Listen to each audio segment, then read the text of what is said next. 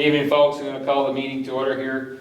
Swanton Selectboard meeting at the Village Complex, 120 First Street, Swanton, Tuesday, August 18th, 7 p.m. First item is the Pledge of Allegiance, but we already did the Pledge of Allegiance at 6 o'clock. Agenda review. Heather, do you have anything for this agenda? Not right now. Okay. Joel? I'm all set, thank you. Elizabeth? I'm good, thank you. David? Just to note that late this afternoon, a letter of interest for the select board vacancy came in by email from Oliver Manning, Yeah. and he came in under the deadline, so he's within the time period. Okay. And I made a copy for all of you. It's on your desk, or top there. All right. Kathy? I'm good, thank you. You good? Okay. All right, entertain a motion for the, approve the minutes for the August 4th Select Board meeting, regular meeting. Second on that? I'll second that. All right. Any discussion? All in favor, signify by saying aye. Aye. Opposed? Ayes have it. Public comment. Anybody here with public comment that's not on the agenda? Okay. I would like to speak, everybody. Great. Okay. Take a seat. I'm Roger George, own a home at 16 Palm Shore Road. Spoken to your assemblage the past couple weeks. Tonight, two things I'd like to comment on. First of all, a neighbor, the Samard family, sent a letter today by email. She was hoping to have that read into the public record tonight. I don't have a copy. Both her computer printer and mine are inoperable currently, so I don't have a copy, but at least if I could make mention of that. Secondly, my unanswered concerns relative to water quality and other issues in Macomb Bay are still exist, and I understand from the last meeting that I'm not to say too much about that till I'm eventually afforded an opportunity on the agenda. But I would like to raise a complaint this evening that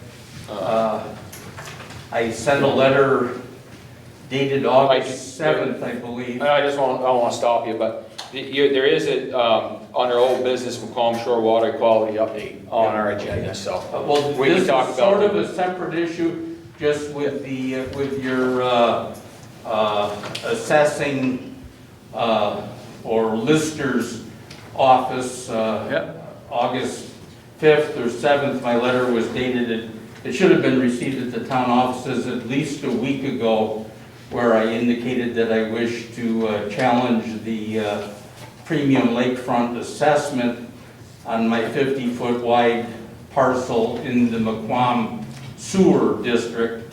And I have not received any written guidance, which I had previously asked for too, regarding the steps that, how such an issue would be raised. Actually, when I did meet once with the town manager, he took me into the lister's office. The town manager mentioned those steps. One right behind you. Let me stop you for a second. I'll let Amy answer your question. I believe Jim explained to you that the grievance process won't take place till next year. Jim explained that, but I want a grievance process next year, so I have to write a letter prior to April 1st, which I did in August. And so now, as the outgoing select board chair mentioned at the last meeting, now is when the issue exists. So I should wait quietly till next April 1st and then discuss summertime water problems. And I will get no written information until then. It doesn't seem like a correct way of doing business, but I just raised that concern, and I will continue to raise that. I would think there would be some guidance regarding the steps that the town will be taking prior to that point, or what I need to do. And actually, I asked the All right. question in my letter, what more did I need to submit prior to then, and I've received no response. All right. So, Hold on a second. Amy, do you want to say That's the something? process by state statute. Yep, that's right. Yep. Okay, so we have to follow state guidelines. If they Yep. tell us that's when we have to do it, that's when we have to do it. yeah, Okay. so I I'm agree on with hold till everybody April to help 1st. us. Yep, I got it. Okay. Will. Is I there, think that's a very disrespectful, casual slight on the town to which I pay taxes, just say it's the state process. I think that some guidance could be shared about how this will progress, but I don't even know what's gonna happen as I of think April Amy just 1st. told you that's how it works. You send in your letter, and can you rephrase that again, Amy? You'll be notified next May of Yeah. when grievances are. It's state statute that we have to follow. Yeah, there's only a certain, I don't know the guidelines, but from what you're saying, Amy, there's only a certain time of the year that you file a grievance. It's before tax time, I'm assuming. Yeah, So you can make send a letter that, before April 1st, that's right. and we put it in the computer so that it spits out a letter, and he'll get a letter so that he can grieve in June. Do I not even get a receipt of my letter prior to April 1st or May 1st or June 1st? I don't know if my letter's been received. I've gotten no. I'll make sure you get a Mr. receipt of Chair. that. Jen, yeah, go ahead, Joel. thank This you, is Amy. public comment. Yeah, Let him make his comment. He's already been told, he had a phone call that explained the process after receiving the letter. yeah. So, I did not understand the information given to me in person that day, and I asked for a written explanation of how that would happen. I think that's fair. Is that something we This can is- email to him, this is or? public comment. Yeah, I This know. isn't debate. Yeah. All right, so I stand corrected, I should not raise that in public comment, I apologize. You can say whatever No, you you want can in say what public you want. comment, we're just- it's not supposed to be a lot of back and forth. Yeah, yeah, good, So, anything else, sir? no. Okay, thank you. This Snart family letter, will that be read this evening, or is that, Is it in correspondence, David? It's, yeah, I do have a copy of it here in email. Do you have a copy of it, Heather? Everyone knows. It should be right there. It says, it looks like I'd be an glad email. to read it if I could be given a paper. That's all right, we'll get one of us to read it. Is it, it would be under correspondence, correct? It's a separate flyer, Heather, right here. I don't think I have that. Right there in your hand, I think. This is it? Denise Seamard says on it. Yep, okay. Would you like to read that for us, Heather? I don't know. I think he could read it better, actually. It's, Mr. Chair, I would like this this is yeah, public piece of comment. correspondence to be discussed during correspondence. Yep, Oh, We'll yeah. decide whether we want to read it or add it to all the other complaints Yep, you're right, right I now. wasn't taking it There's as, a I would separate call it item as on public here to just comment. give an update on what we're doing and where we're going with McQuam Shore. Yeah. And it's going to take a while, and it's going to take several meetings. and it looks like correspondence is not in the And as I said, agenda. Long Shore is on the agenda, so. Yeah. So should we read the letter during correspondence? Let's wait till correspondence, I didn't realize it was a correspondence, not a. There's correspondence on the agenda. Hmm? There is no, so it So comes we will after. stick it under 9, any other Yep. necessary business is my Yep, recommendation. sounds good to me. Okay. Anybody else, public comment? Okay, law enforcement. Do we have anything for, we got down here interim animal control officer, but I don't think we have anything for them. Do we, David? No. The interim animal control officer was just put there to let people know that during the time period from the resignation till tonight, there was somebody covering the animal control position. Okay. Well enough. Number 4, Old Town Business. Discuss applicants for the select board position vacancy. All right, I need a couple of. Yep. Should I call Mark now? So we, Yeah. okay.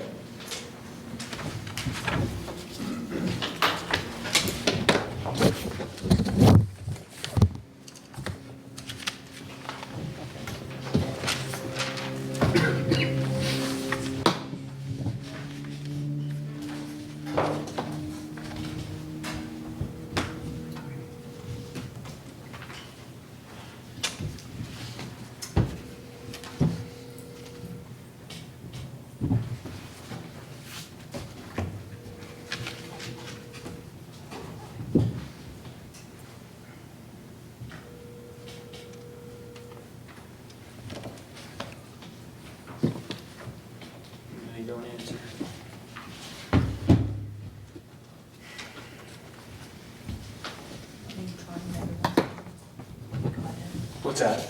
The number's right here, if you want to go where you have it. The number.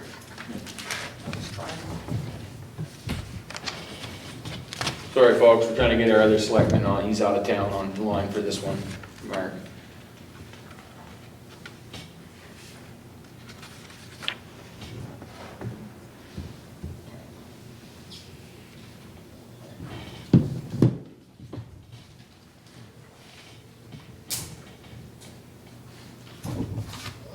Hey, There he is. it's Elizabeth. Can you hear me? Is this Mark Rushlow? Yes. All right. I called the wrong Heather earlier, so I wanted to make sure I had the right Mark. It's Elizabeth. Hey, so you are on speakerphone. Put you about and we're going to grab the select board vacancies. Okay. All right, hey, Mark, Hey there. you hear us all right? I can hear you. Okay, we're gonna discuss the select board vacancies, we're to that point of the meeting, so. Yep. All right, so we'll do the same as we did earlier. I'm just gonna go down the line, no rhyme or rhythm for names, but, let each one of you speak, and then we're gonna go in executive session after to discuss it, and we'll come back. Okay. Okay, first one is Nicole. Hello, everybody. Again, I'm applying for the position on the select board. I'm very passionate about Swanton, and I really want to be involved in helping make Swanton be a better place. I think I have a lot of attributes that I can contribute to the team of you up there. I went home after the last time, and I did a lot of research, and I read through the town report from last year, and I have ideas that I think that I can contribute to you folks that would be very beneficial to you all. Thank you for your time. Okay. Questions? No, hey James, just like, I can hear Nicole, but just vaguely can hear her. Okay. All right. Maybe the applicant should come up in the center here and talk Good, if you- closer yeah. to the phone. That's a good idea. Yeah. Did you hear what she said? I know we already have her letter of interest that you read. Yeah, I did hear parts of it, I'm good with it. Okay, all right. I got a quick question. Joel has a question. Yeah, go ahead. So looking at the town report and reviewing the budgets, we have the general budget and the highway budget. Given the current situation, with what's happened with COVID and unemployment, et cetera, on the rise, do you see there's places we can actually cut either of those budgets, and if so, where? I would need to sit down with one of you to clarify some questions before I could make any, formal response to that question. There's still some things that I would need clarification on. It's a very challenging time, and I'm not exactly sure where we would be able to cut things or add things in that matter. So, Okay, fair enough, thank you. thank you. Heather, your question? He stole my question. Stole your question? Yeah. Anything else you want to ask her?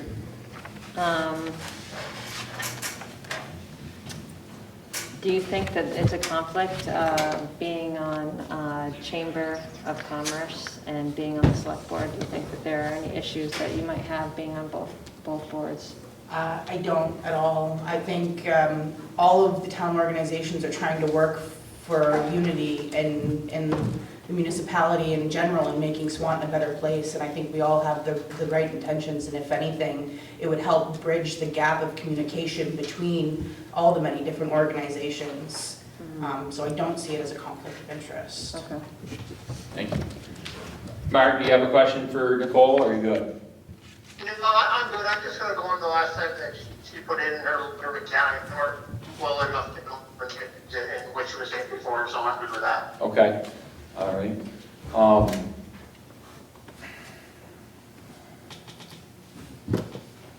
How familiar are you with the select board and what the select board duties are? I've sat in on several different meetings. I'm aware of some of the decisions that you guys make regarding bylaws and things of that matter.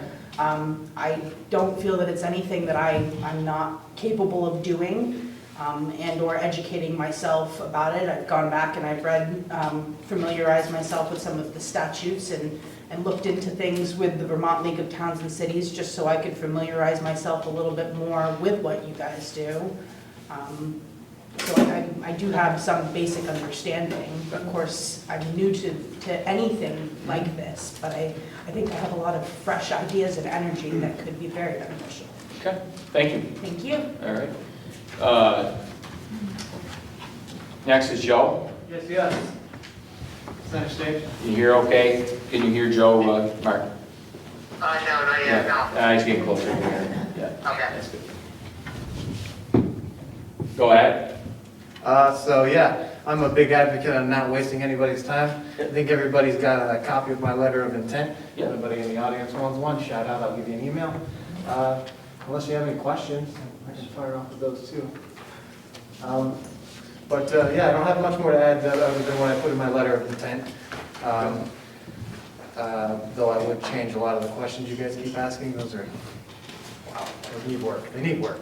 That's why I'm trying to get on your board, change some of those things. But Okay. We'll start with Heather. You got a question for Joe? Do you think that you are able to be the bad guy if necessary when it comes to cutting funding and, saying no? I wouldn't want to be the bad guy, but I guess if I'm taking on the responsibility, I guess it comes with that. So yeah, if I had to do it, I would, yeah. You good, Heather? I'm good. Joe? Joe, you've been to several meetings, you came to our information meeting, I remember very specifically you showing interest. What are a couple of changes you'd make? I'm an old dog, I'm getting ready to step away. What are a couple of changes you'd like to make? Oh man, I'm sure I have this. Besides our questions. All right, any questions for number one? No, let's see. I was thinking one of you guys might fire off that same question of like, where would you change the budget and things like that? And my answer to that would be, find somebody on the select board that would also like to do the health officer or the ACO position. Boom, budget cuts. And I'm sure if I were to get on and I'd learn maybe a year from now, I'd have a lot more things and input to put on there. But right now, I'm just coming to the meetings and learning what you guys do and how you do it. And as I go, I'm sure I'd come up with more ways of either cutting budgets or inputs. But right now, I'm just taking it in. I just don't get clarification on that. So you want one of us to take on like the ACO position for free? I don't know about free, but, Oh, you said then you cut budgets. well, in a sense, yeah, sure. You put me on the board, but I also wanted to be the health officer, which I have put in for. I see no reason why I couldn't do the both and just take the pay for one and not the other.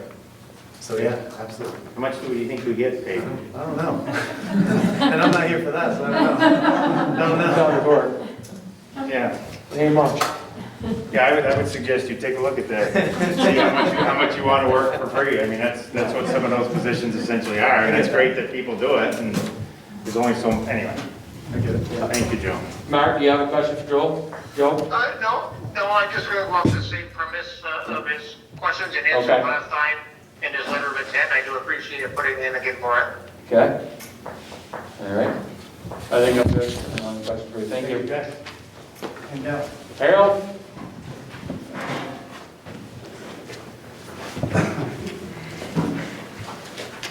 Good evening, everyone, and first of all, I want to thank you all for taking the time to interview us all. You've got a good pool of applicants here. I've been a resident of the town of Swanton since 1980, and I've served in some capacity for the town since 1992. Started out in the planning commission. From the planning commission, I went to the select board. In 2000, I served 12 years on the select board, 7 years as its chair. I've been through many selectmen since I've been there. I started out with Mr. Fournier, taught me a lot. Mark Hoseboom, Earl got off, and Mr. DuBois took over, Leonard. Served 3 years with Leonard, or 2.5 years. Unfortunately, Mr. DuBois had a serious disease, and for the last year, we served as only 2 members on the board. We, in 2005, we elected a new first woman on the board. And in 2006, we had another new board member that came on to take Mr. Dubois's place. And as a chair, that was a challenge because they didn't like each other and it was a battle every meeting. Matter of fact, the battles got so bad that a couple of meetings I said, we're going to close the meeting until we settle this. But that being said, we went on, and since that time, the board here has appointed me, well, first in 2001, I got appointed to the Regional Planning Commission. 2005, I was elected the treasurer of the Planning Commission, the Northwest Regional Planning Commission out there, and I still serve as their chairman. I'm their finance officer. I see every bill that comes in, and I approve every bill, and I sign every check that's out there, and that's a $6.5 million budget. And I have put that together, along with my team, of course, because it's a team effort on it. You also, this board has appointed me to the Transportation Advisory Committee, which I still serve for the last 7 years. I'm the chairman of that, been the chairman of that for 5 years. So I'm pretty well versed on what happens in town. I know how the select board works. The question that Heather asked, could you be the bad guy? I always said on the select board, you're going to make one person happy, you're going to make 10 mad. And that's exactly the way it works. We all know that, but we try to be, regardless who comes in, everybody's treated the same. I don't care if you're the poorest person in town or the richest landowner in town, nobody gets a break. Everybody follows the rules. And I appreciate you guys taking the time to interview me. My knowledge of the select board and how it runs, I feel in the next 7 months until the elections come. See, Mr. Clark is getting off, who has been here for a long time and knows the system, that maybe another experienced person that's been on the select board could help out for the next 7 months until the elections come. And I want to thank you for taking the time to interview me. Okay. Thank you. Anything to add, Heather? I've seen him work, so I don't have any questions. Joel? Harold, thank you very much for all that you've done for the town of Swanton. It's a long history. You covered quite a bit of it tonight. I'll ask you that same budget question. I know Joe thinks it's a little, over and over and over, but it's an important one. Absolutely. And you're a man who knows, the budgets Yes. of the town of Swanton. How much can we cut out to the general and the highway? It would be, and I always said when I was on the select board, Joel, you cannot cut most anywhere. Theoretically, the way to run the budget, because of everything that goes up, there should be at least a 3 to 5% minimum increase in the budget, because nothing is going down. If we take away services, we're doing our citizens a dishonest, we're not helping the citizens in the town of Swanton. Sure, if we're not going to plant flowers in a park, maybe you can save $500. But to take away services that the town offers, I can't see that happening.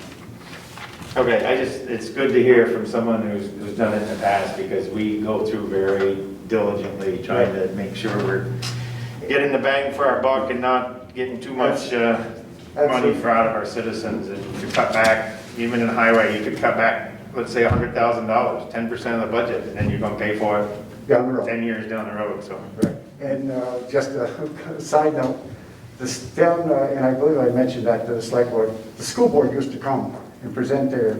And I had the superintendent at school, and I don't know, Kathy, you were on the board or not, and their theory was, and I believe Mr. and Mrs. Kilburn were probably there, if they could get the budget by me, they could get it passed. Because if I found fluff in it, I let them know there was fluff, and I asked them to come back.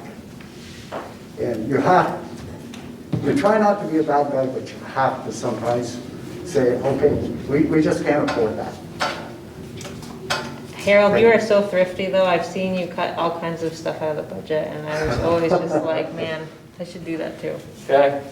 Thank you. Mark, you got any questions for Harold? Yeah, my only question would be, with the many years of service that you have, do you feel that you could be have an open mind to new and fresh ideas that you may not agree with? How would you handle that?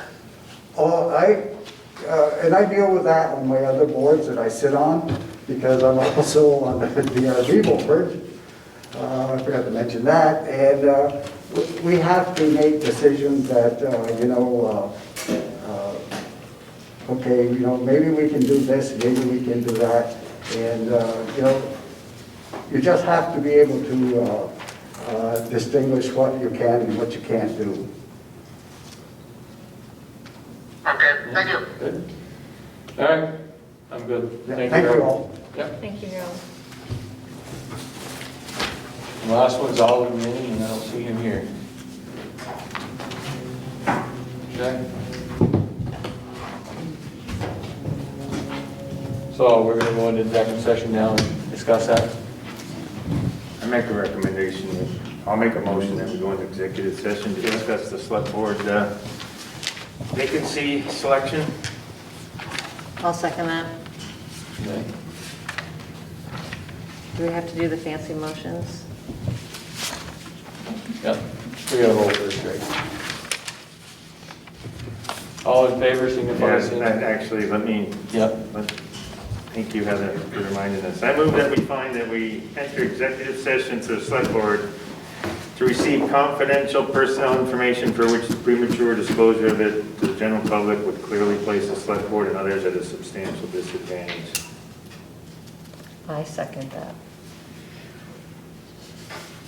Any discussion? No. All in favor, signify by saying aye. Aye. Aye.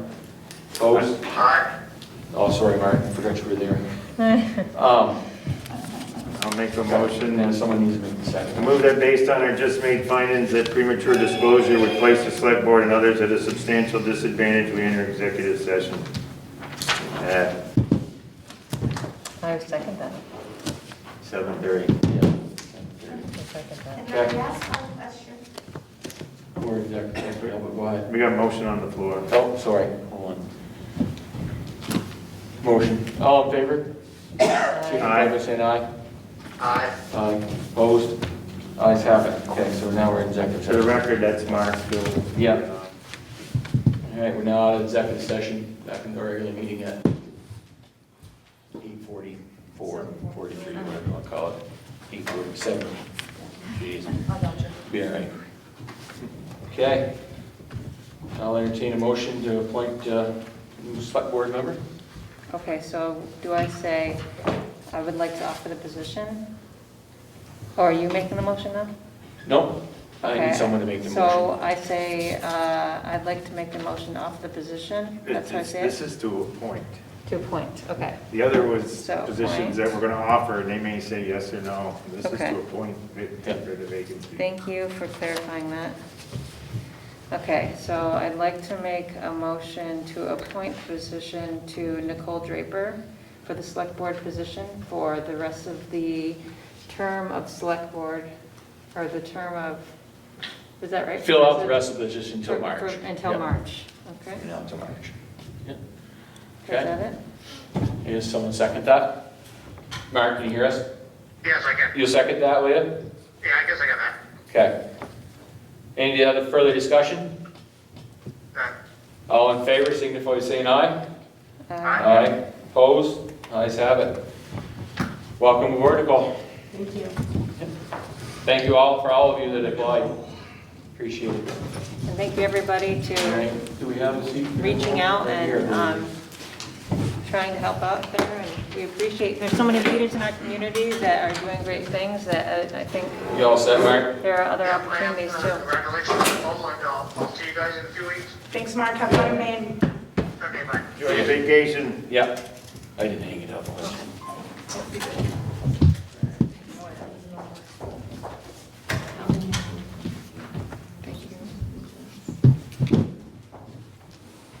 We just have to swear Nicole in, we'll be all set.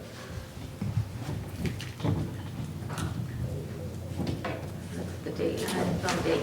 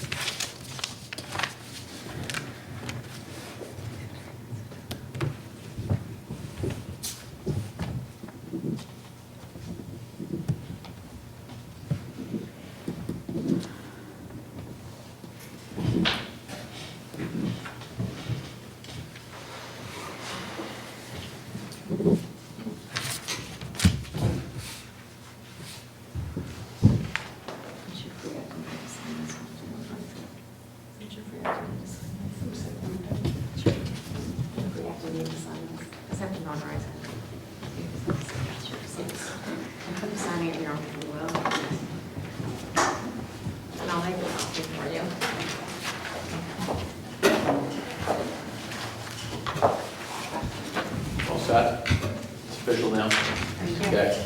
You have an agenda packet in there, so you can follow us. Okay. One for the 7 o'clock meeting. Got it. All right, cool. We're on 4B, update for the 2020 Lake Street McQuam Shore feasibility study. Should be on channel, Jeff's channel, back on page 15. That is me. That's you, David? Yeah. Okay, go for it. Okay, the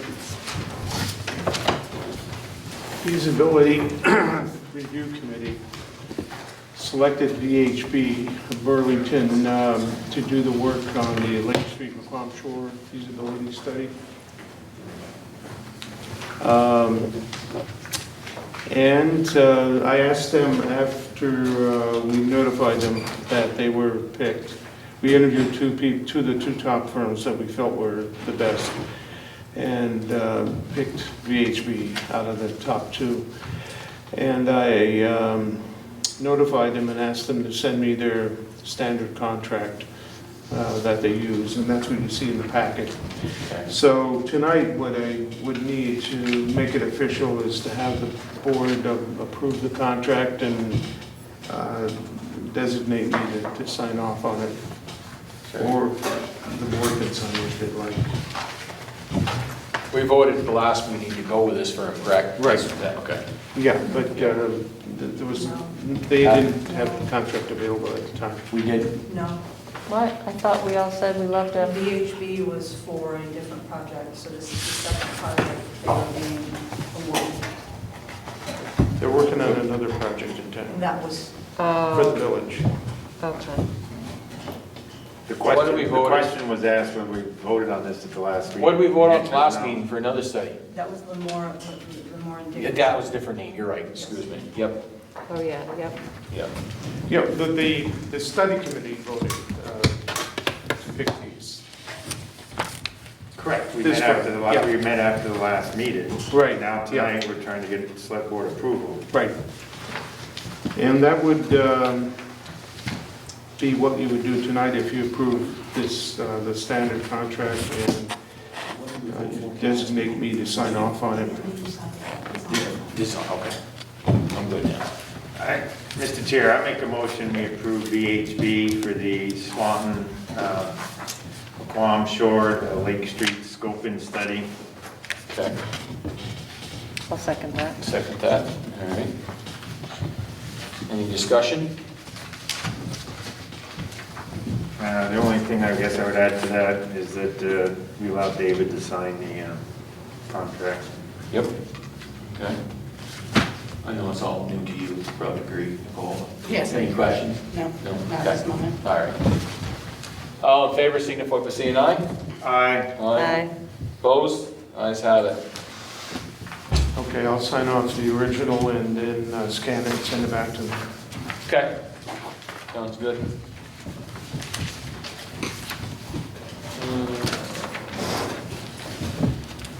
4C, amendment to personnel policy dress code provisions, page 24, should be.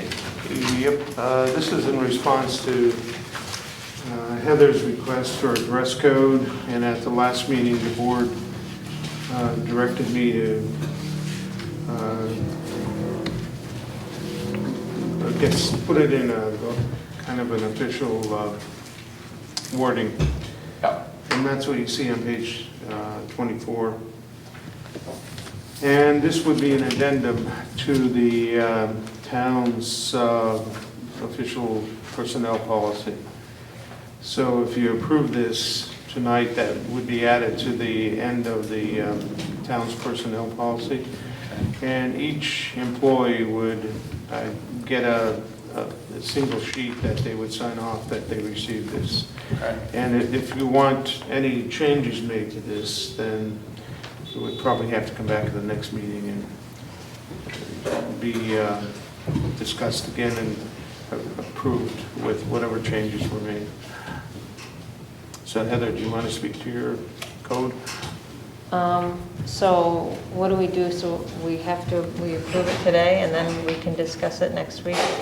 That No, would- you could just, someone would make a motion to approve it and second it, and then you can discuss it, and if someone felt it needed more work, then you could just table it to the next meeting and do whatever was felt was needed to it in the interim. Okay. Did you look at it at all? I've read it prior to the meeting. You read, okay. All right. Oh, was it on the website? Yeah. It was on the website, that's cool. Yeah, Okay, so people can, I don't need to read this, people can read it on the website then? that's right. Yeah, Okay, I so- guess, we need your opinion because it was your idea. Okay, so you want me to just discuss why I brought this up? There was If we're all good with it, all we need is a motion. Okay, that's fine. I'll make a motion to accept the dress code policy that David Juscavich has written up so eloquently. And that's it, that's all I need to say, right? Yep. Okay. As an addendum to the As an personnel addendum to the policy. personnel You policy. made a motion. And I'll second You'll it. second it, okay. Nicole's gonna second it. Any discussion? Yes. Okay, I got a problem with number 6, under section 5, okay, because the shirt I'm wearing tonight is not acceptable. okay. I think the flag list is too restrictive. Okay. It maybe doesn't need to be on there at all. Is there, there's no, I don't oh, there disagree is a with flag on yours. Yep. Okay. Flag on my right. What do you say, Nicole? I don't disagree. Yeah, no. So what is, so is that a military flag then? Battle of Benetton flag, yes. That's the issue, is there's so many different flags. How do you say? Yeah. You can't have Someone's one got flag. an Air Force hat, veteran that True. that wears a hat that's got an Air Force flag, or we're going to tell them you can't wear it. So maybe we should table this and discuss other flags to add to the list and bring it back to the table. I didn't hear you either, sorry. Maybe we should discuss this and bring it back next meeting with additional flags added. I think we could spend a month adding pages of flags if we added all the flags. Yeah, or go ahead, I didn't mean to cut it on you. No, go ahead, Joel. I think you should just take 6 out, because the flag we're talking about could be looked at under one of the other articles and say, that's the reason we don't want you to wear that I flag. see what you're saying. Mhm. So you think, okay. I think that if that's the I think case. 4 covers I'm what not you're the chair. after anyways, but. I think if that's the And case, maybe David needs to contact our lawyer. Well, he's the one who recommended. Yeah, he's the one that recommended that. Put it this way, with Vermont or American flag. Yeah.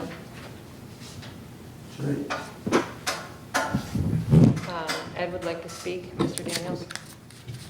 Yeah, go ahead. You have do you furnish the employees with a uniform? Our highway department has the uniform, yeah. Rest of our town employees in the office and. Yeah, that's probably a little different down there in the Yeah. office. But that's all I was thinking, that if you put them all in a uniform, this is the shirt you wear to work, this is the pants you wear to It work. is, yeah. It solves the whole problem. It solves it in the They're there. location where you, And all you have to do is read some of this stuff on the computer today about somebody was in our backyard at 2 o'clock this afternoon, somebody was in our front yard at Lord knows what. And then, when they go to work, they put that uniform on, so if you see that uniform in your backyard, you know he's legitimate, Yeah. or you hope he is. Yeah. you're a town official, right? Pardon? You're a town official? No. You're not as a member of the planning commission? Oh, okay, yeah. Yeah. So what uniform are you gonna wear? At one time, the select board adopted a policy that whenever we were all out on the road or anything, out on a site visit or anything, we all had to wear a vest. They still do. Nobody's ever showed us where they are. Well, if your board needs them, let me know and I'll order them. Safety vest. I mean, maybe we all should be out just given one, so when you go out, you're better. I don't think know. that's a good idea. I think vests are a good idea, and you can just put them over your clothes. But that's not a uniform.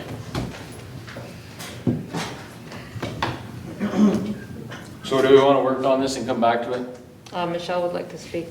real quick? I'm sorry, go ahead. I was just gonna ask if this policy also applies to any member. We're not talking about just individuals who are out on site. We're talking about any Yeah. employees such as yourselves who are That's right. sitting here. Do we want to assign you with a uniform to come?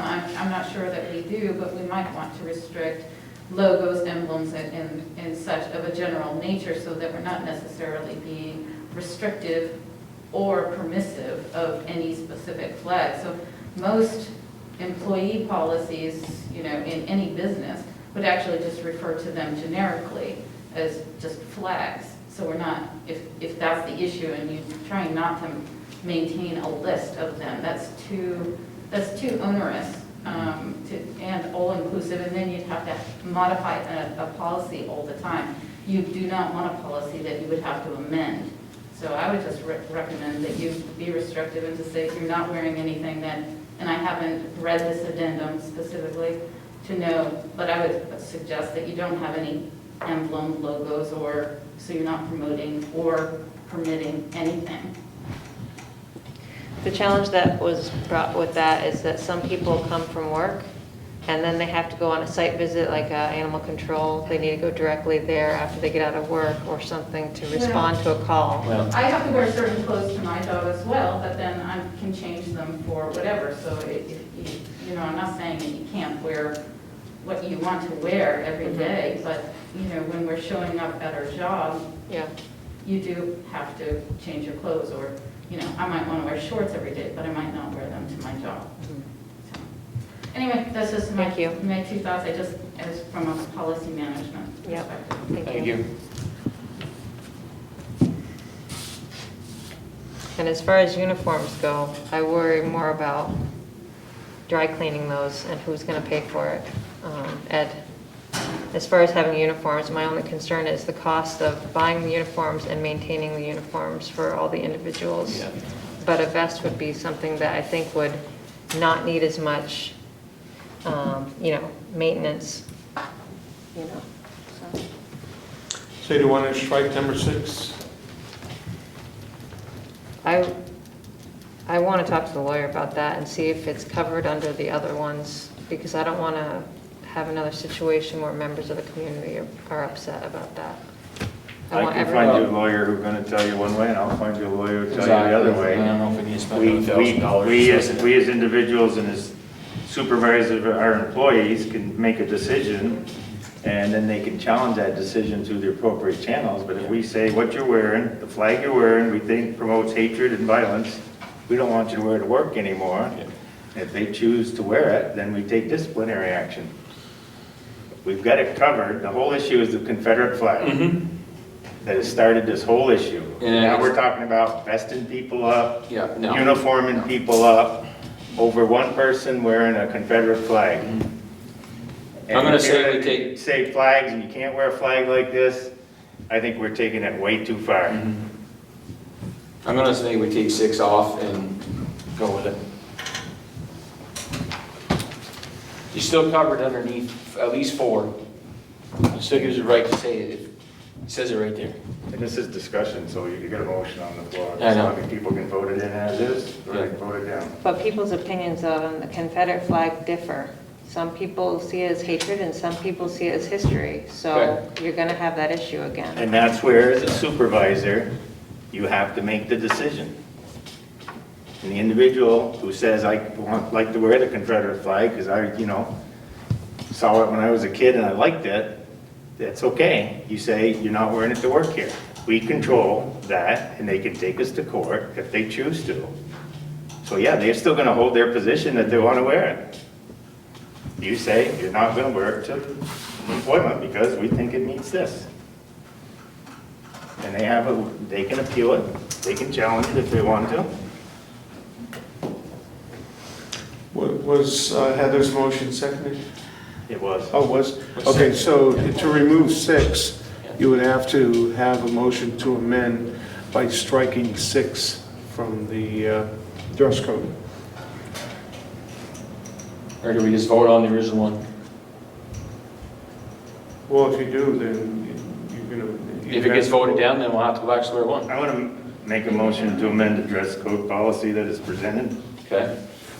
to remove line 6. All right. I'll second, can I second that? Yeah, I'll second that. Any other discussion? So now we've got two motions on the floor? Basically, We got a motion to amend, so then we can either vote that in or vote it out. But we already have a motion for, you to accept. got a the motion and first one. second for both of them, so now we need to do the amendment before we do the vote then. Right. If the amendment passes, then. So all in favor of making the amendment to the dress code by removing number 6, signify by saying aye. Aye. Aye. I, Aye. Opposed? I guess my only, it's not, I can't talk anymore, can I? Now, I have 3 ayes, so, Yeah, Yeah. it passes. It's either aye or nay, yeah. or you abstain. Yeah, I'll just abstain. Thank you. What'd you say? I can't hear. She abstained. Okay, so ayes have it. So it we're- passed. We're moving 6 from the dress code. Yep, so now you're Okay. gonna vote. Now we're gonna vote on adopting this policy. The first I already have the motion, first and the second. first motion as amended. The first motion as amended. So you call for a vote now. All in favor signify by saying aye. aye. Aye. Aye. I. Opposed? Ayes have it. Okay. Yeah, official copy for us to sign, David? No, I'll have to retype it because Oh, yeah, you can take that I'll out. bring Okay. it to the next meeting. All right.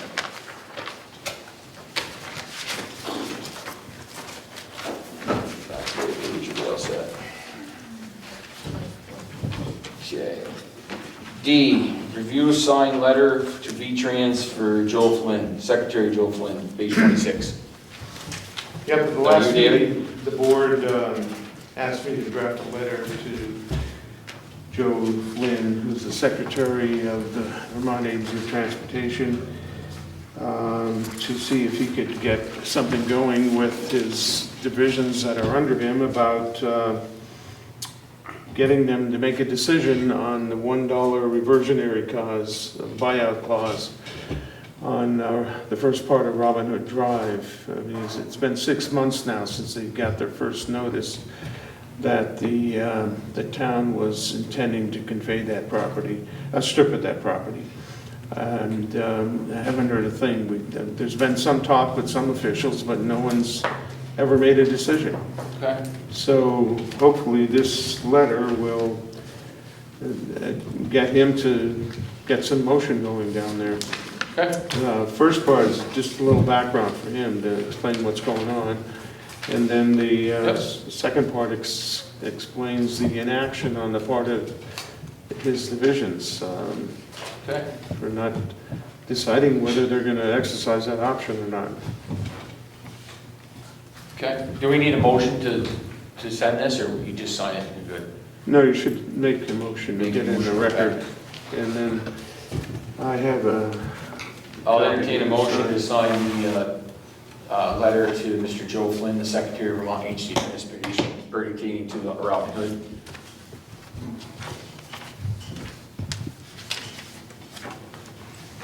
Looking for a motion. I'm just gonna tell you, I'm not gonna make a motion because I wanna get into the discussion piece, and Okay. if we motion it along, then we might pass this, and I think we gotta really look at the last paragraph, but that's kind of interjected on your territory.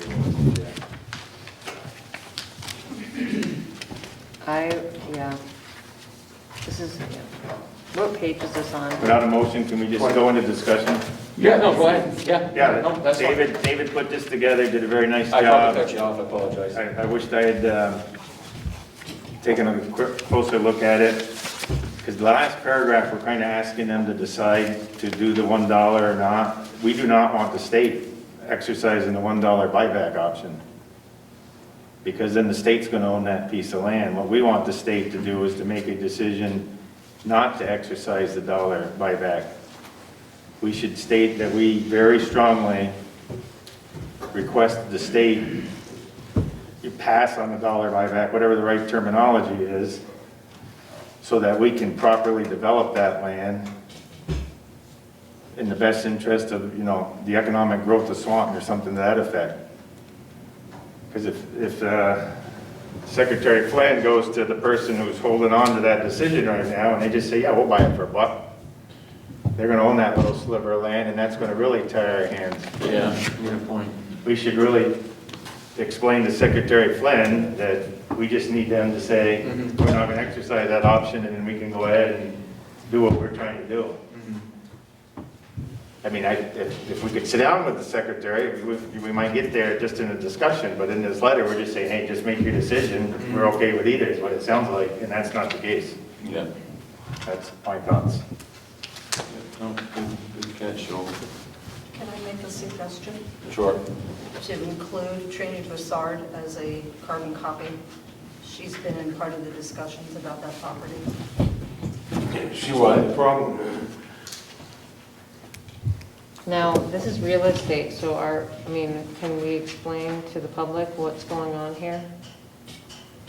Yeah, this In is this open, letter. this is open real estate discussion. Okay, so did somebody want to explain, is that what you were going to ask? Did somebody want to explain that's more knowledgeable than I of what's going on with this property and why we're having this issue? We can, Want to explain it, or wait? Go ahead. does anybody in here wants the lengthy explanation? Yeah. Okay. I just want a brief explanation. I know you can go on the history, and I'm sorry that I'm not knowledgeable on this, but what is it that we want to do with this property that we want the state to pass on? Forgive me. I'll- You're I'll fine, just do it this real is quick. good, thank you. Go ahead, whatever. The first part of Robin Hood Drive, from First Street down to where the Loyal Valley Rail Trail crosses Robin Hood, is owned by the town. It was given outright to the town years ago. I think it was back in the 90s, to own to convert into a roadway. It's a former rail line. It's 99 feet wide, and it was converted, as you know, into a road. And last year, Carroll Concrete closed its operation here and put the property on the market. When they had a survey done, they discovered that on the eastern side, where Robin Hood Drive is, part of the building encroaches into the town property, about 30 feet or so into the 99 feet. So they met with the select board, and in the interest of promoting economic development to make their entire lot more developable, the board is considering conveying a 30-foot wide strip on that side to Carroll Concrete to give them added width of their property, and also to give more area that could be used as a setback, and let the land beyond that be used for developing. The problem is, in the deed, the quitclaim deed that the state gave to the town, when it gave the town that land where the rail line was, they put a reversionary clause in there with a buyback provision that if the town ever conveyed the property to someone else, then we have to give them notice so that they could buy it back for $1 if they wanted to. And that's what we did back in February. We sent them notice that we were considering conveying it to Carroll Concrete, and let them know about that option that was in the deed. And since then, we've gotten the runaround from the state, because instead of just deciding whether or not they want to buy that long strip, it would be 30 feet wide by about 620 feet, the length of their land, and which they would have virtually no use for. And we would still have 69 feet left of Robin Hood, and with the road right in the middle, so there's not going to do any damage to the town roadway. Anyway, a person in one of the state agencies didn't like something that was proposed to be put there. And instead of just deciding on their own whether that strip would be a benefit to the state or not, decided to get into zoning issues. And that's where it's been hung up. And it's been like that for 6 months now, and it's put the seller in kind of a limbo, because that has to be cleared up before they can move any further with any kind of sale of that land. Thank you very much for taking the time. Yeah. Thank you, David, that's clear. Okay. Appreciate it. Okay. So in this letter, should it say stuff that if they choose to buy it, that they will have to care for the property? Or is that just known? Because won't they have to mow it or something if they take it over for $1? Well, they would know that. I mean, they would, it's just a 30-foot strip, and that's, it would become their land, so there's nothing they can build in it. It's too narrow. So it doesn't really benefit them in any way. So this letter is to... So we just need to have David rewrite this and bring it back. Yeah. That's basically what we need. I can do that. Yeah. Tell Okay. them that we want them to decline the buyback. And the reasons why, it's related to the proper economic development, that Right, parcel of yeah. land. And that's the idea we should be putting in their head, not them saying, yeah, we'll buy it for $1. They have no interest in that. That was the standard clause in case we gave up that whole right of way. Right. Which we never intended to do because we put a road down the middle of it. So I could rewrite it and bring it back for the next meeting. Sounds good. Okay, E, Macomb Bay Water Quality Update. That's Joel. That's Joel. Okay.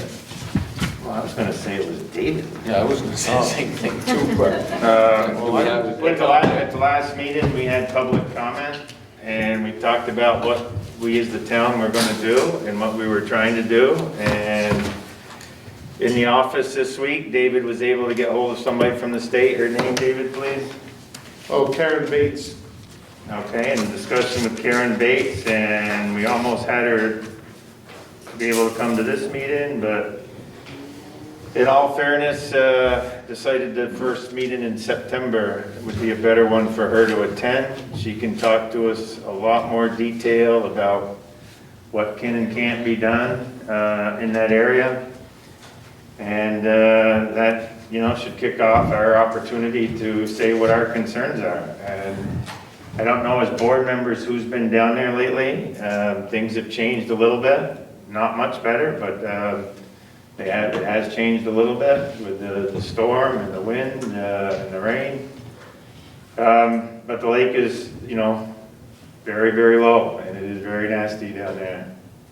But there's going to be a limit to what the town can do. But the first step, which we talked about what we were going to do, is get the state to come here and have a discussion with us. So that's the plan for our first meeting in September. Okay. All right. I don't know if you got anything else you want to add to that, David? I did contact Carrie Johnson in St. Albans, and they made some efforts when the water was higher to remove some of that green weed, whatever it is, with rakes from the water. But once the water went down and there was muck there, she said that it didn't work anymore, and that it just floated out into the bay, and that's where it is now, and it still stinks out there. So the stories about that being cleaned up is not correct. It's still a problem down there. So it seems to be, almost impossible to address it. It's so prolific that it just keeps spreading. I would encourage the other board members to go down to the village beach and at least take a look at that before Karen gets up here, so you can express your concerns, your thoughts of what you see down there and the condition of it. I can do that. I also can do that. So, we were driving through there Sunday night and they had the weed harvester out in St. Albans Bay. Oh, in St. Albans, Yeah. Oh, they're using it, okay. So they do, you just said you were speaking with the St. Albans town manager? Right. Yeah. Right, But about that can only harvest so much. She said it was still out, floating around out there in the bay. Is this a weed harvester that floats, or the machine running up and down the beach just picking up what? It's in the water, and it's a big, it looks like something out of Mars. It's a big yellow, orange. Orange, yeah. Mike Carmine has one, but how Yeah. many feet of water does that take to float? I don't know, but we saw it. Yeah. It was Oh, up- the point I'm getting at, Yeah, I think Roger would confirm, is The water's too low. yeah, it's very shallow down there in the bay. Yeah. Ross? I just have a quick question. I was in the bay this weekend, but is the issue along the shore with weeds? Is it with water quality? Is it with a combination of both? Are we seeing like blue-green algae blooms there? I'm just trying to get a ballpark. I wasn't as far down as like where you live, Joel. I was up where it was, deeper. And it seemed to me surprisingly, south of the Albert Bridge seemed a lot nicer than north of the bridge. There was a noticeable difference when you came through the causeway, in my mind. And I'm just curious what you guys are referring to. Is it a weed issue like St. Albans has, or is it more of a smell, water quality? Do they think there's issues with contaminants? yes to all the above. I mean, it's a whole series of conditions in there. It's like a perfect storm, I think. Kind of Perfect right now. storm, and, you basically, there's sections of dock that are dry. Right. There's 2 section dock there that is basically, it's Yeah. dry. And you can walk out several hundred feet and be 2 feet of water. Yeah. You can't run a weed harvester in that. No, not at all. I mean, there's boat lifts that are 200 yards plus out right there by the Swanton Beach. Yeah. It's this year's lower, I think, than normal, but that's not anything we haven't seen in, anything I haven't seen in. I think it's the second time that I've ever seen it this low. Yeah. We were in the early 90s. But anyway, it's all of the above. Yeah, I was, excuse me, this is Michelle Marber. I was kayaking through there. I don't feel like the odor is that terrible, but the weeds certainly are, and it's prohibitive for property owners. I understand that. My question before the board is, so what if Karen comes in and says there's nothing the state can do and this weed harvesting isn't going to solve it? What would be the action before the board at that point? I'm just trying to understand rather than, just step by step and we kind of not know what the board is hoping to consider or what action is before the board at that point. Well, I hope, our theory is we're gonna get some guidance from the state or. Yeah, what guidance on what we can and can't even consider as a board, because it's not really our property out there. So what are the options? What are the state options? What are the federal options? The issue regarding the smell, when we first got contacted by some of the residents down there, as you were driving right around by the village beach, it was a very prevalent, strong odor. Even up on my beach, some of the, and we're very close to each other, a couple hundred feet. That green, cottony stuff that rolled in on the beach, even that was odorous, but I didn't have anywhere near the quantity of what Roger sees down where he's at. Right.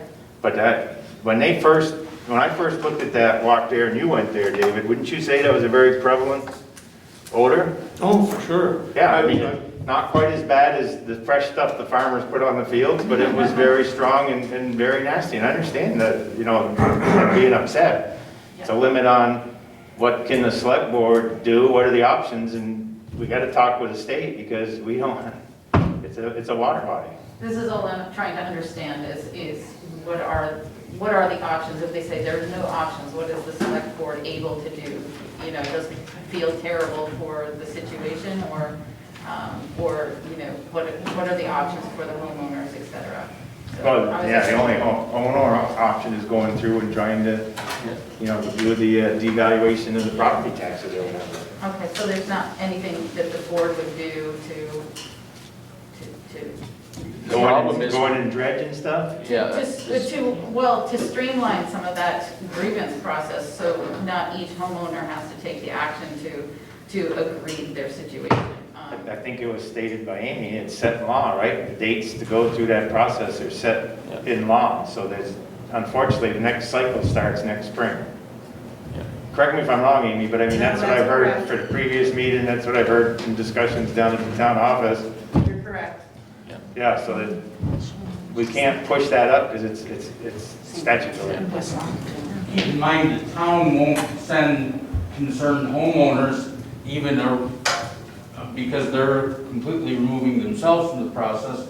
They won't even provide a concerned homeowner with a reference check such and such a law or procedure on such and such a page to know what's going to happen after next April 1st. You're not even given the courtesy of an acknowledgement that your letter has been received. Certainly, I would also expect that. Can I say one more thing? yeah, go Mr. Chair? ahead, Joel. I hear that concern loud tonight. Yeah. So that's something I think the chair or I can go in and talk to the listers, get their take on it, and see how we want to address, because what we're going to get is more emails like this. We got a couple last meeting, so we'll take a look at it. I'm not exactly sure, is that letter correctly addressed to the lister, to the town clerk, to? This letter was sent to Kathy, so in your town. No, who should my letter have been, who should the letter go to? Not that letter, my letter. Who should I have addressed it to? I don't know for certain. I think if you put it to David, David will get to the right place or tell you where it should go, for sure, right? But again, in most public body situations, certain concerns should be addressed to certain individuals. Mm-hmm. And I'm saying, for 25 years, I was a school business administrator.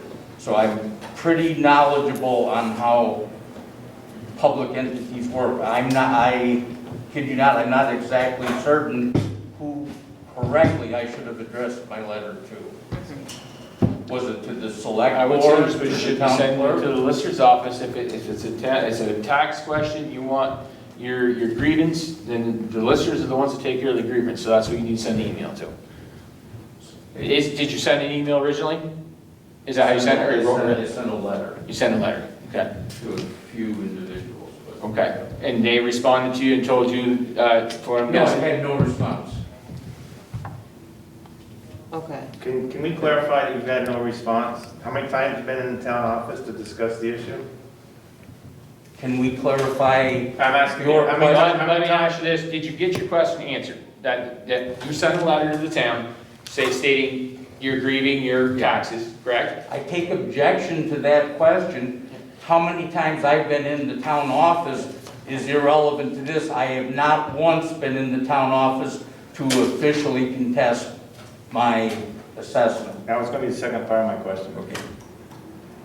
I have been in the town office, and apparently you're privy to my visits a number of times, collecting data on the assessments for all of McQuam Shore Road. Yeah. And I started to speak to that last week, but I was asked, or 2 weeks ago, but I was asked to be quiet. Yeah, tonight was the night we're going to have a discussion on it, just like we said that meeting. Yep. I'll gladly go talk to the listers, Yep, find the and letter. I will follow up with the lister's office and make sure you're responded. Do you have an email? Did you send an email, or letter, email you back? No, I sent it by US mail. Okay, I'll make sure you're sent back a letter saying that the way it's done and how your process is taken care of. May I ask a clarifying question? Did I do something wrong, Mr. Clark, in going into the town office? Or how is it that you know that I've been in the town office on multiple occasions? Because I've been trying to follow up on the whole water quality issue, okay? Yeah. As the chair, up until at the end of the last meeting, I was trying to get information so I could discuss it, and I still haven't got the state to be able to get me smart on it yet. And that's what I'm trying to do. And that's why, yes, they said you came in and you were trying to find out the values of the properties and things like that. Yeah, that's all public. It's all public. And I was going to finish with a series of questions so I could get a better idea whether someone answered your question on what is the process to go through and grieve your taxes. That's where I was going with it. I'm very interested in the cleanup of the lake, which is not gonna happen in my lifetime, by the way. There's a lot of talk and a lot of politicians who throw a lot of dollar figures out in grants, and nothing happens. It's good to receive that official wet blanket to my concerns, but I'm sure that you speak from experience.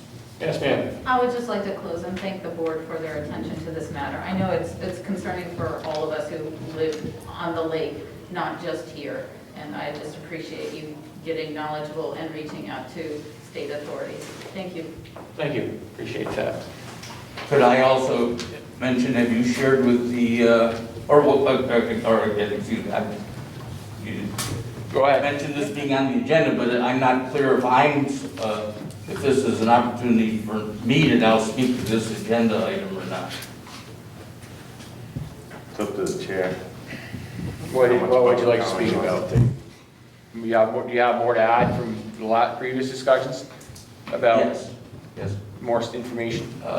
The town administrator had sent me an email, which I appreciated, saying we had made arrangements to have come in. Have you shared with the board that I offered to send to you the information that other state officials had given to me and whom I had spoken to? You didn't respond yet to that email, so I didn't know if that was on record anyplace. No, I haven't shared that. That would come up when, the next meeting, when we have Karen Bates coming in.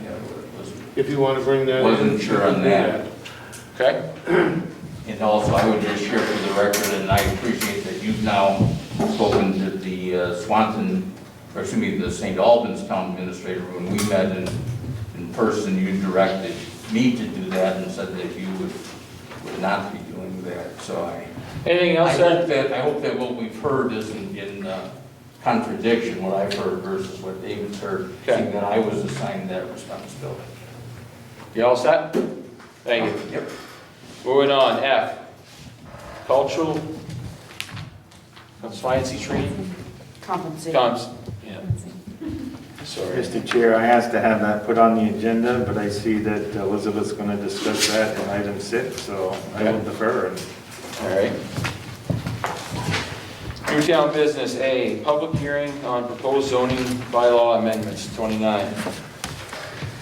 Make a motion that we go into a public hearing to discuss the proposed zoning bylaw amendments. Okay. A second on that? I'll second it. All right. Any discussion? All in favor, signify by saying aye. Aye. Aye.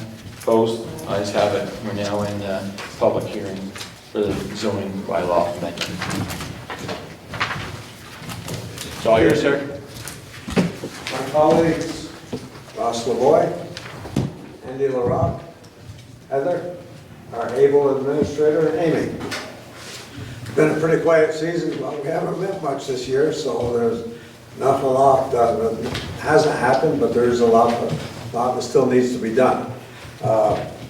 Every time you move somewhere, somebody says, does it really mean that? And a lot of this has been done this year. It was done earlier in the year to try to clean it up, to straighten it up. First one was in the commercial light industrial district, proposed changes to allow a setback in the front of 25 feet rather than 50 feet, so that they could move those up in the commercial district. The travel service area, right up through here, again. Excuse me, just a point of order here. Pardon? Could you explain the reason for the change? A lot of it was thinking of proposed growth in the future and a little bit more room for development back into the lot. For instance, down through here it's 50 feet. If it was 25 feet, they could have a bigger establishment or whatever. Any other reasons anybody remember? Some of the thought to Small lots, easier to develop. smaller lots, and then also some of the guidance, I guess, we've been given in the past from regional regarding the front of a building potentially. Think of Merchants Row, which sits closer to the road, if you will, with parking in the back, potentially, as opposed to the business next door that has just a bunch of parking in the front, maybe being able to have a better facade, if you will, a better face to the building, potentially closer to the road, putting the parking in the cars, the back, thinking traveling down First Street here and potential development or in that direction, and having a better face, if you will, instead of looking at a bunch of parking in the front of a building. Or looking at cars, maybe having cars parked on the sides and things of that nature. So if you look at our zoning bylaws, some of the bylaws have pictures in there showing how things might be designed or laid out potentially. So that was something we were hoping to spur, I guess, a little bit of growth there, and like Amy mentioned, and you know, potentially using a lot a little bit better depending on the size. And if you look at some of the homes down through there, many of the buildings currently are already very, very close to the road. It's not that we want buildings close to the road, but we also want to try and match what's there as well, right? Is that? Thank you, Ross. The setback currently is 50 feet, and you want to change that to 25 feet. Correct. Is that that's the intent? Yes. Okay, thank you. Okay.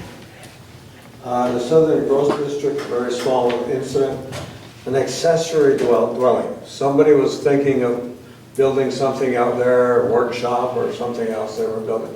But they wanted to put another little building out behind to store stuff in and what have you. And we couldn't find that anywhere. So let's put that in so it would be there. Two-family dwellings and multi-family dwellings. We have deleted, or want to delete, the number of housing units shall not exceed 10 per acre or equivalent portion thereof. Today, we're not building just 1 and 2 stories high. You can go 3 or 4. And you can get variances to our heights. The tiny houses, I think, are wonderful. I'm not sure I could live in one, but many people are adjusting to it.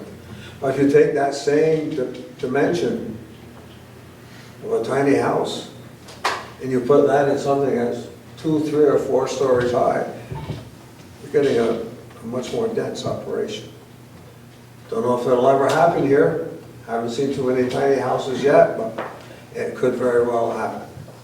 The other thing, just to add to that one, because I feel Joel might have some questions about that too, knowing that you're on the DRB, a lot of our bylaws currently are pretty restrictive.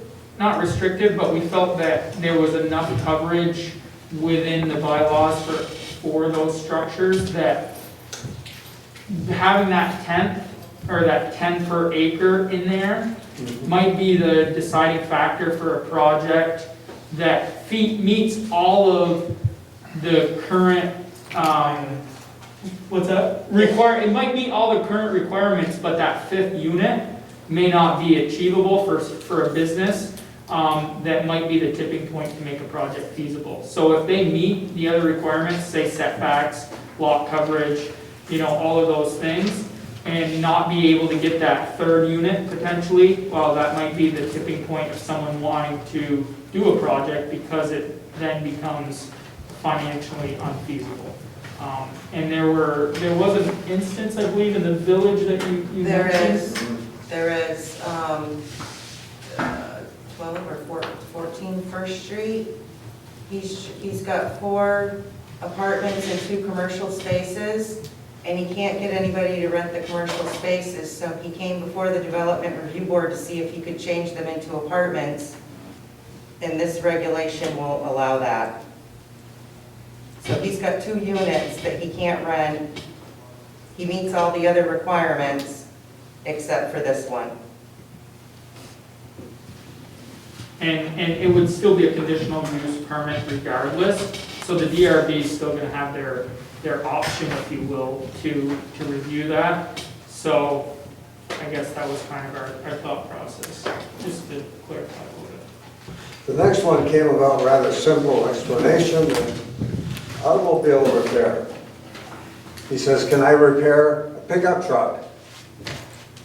Pickup truck is not an automobile, is it? Big question. Simple thing, take automobile repair, change it to motor vehicle repair. It's got a motor on it, you can repair it. Very simple one there. Automobile sales, motor vehicle sales, automobile sales, service station, same thing.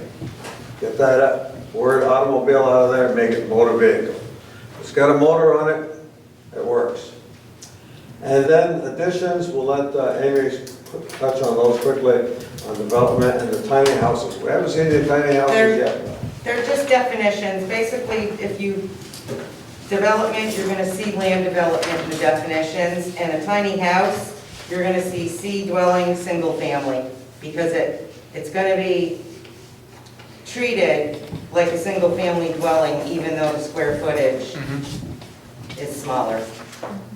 Just clarify. Just adding a couple definitions, yes. So we have water and sewer, so same Yes, difference. it's gotta meet. Yep.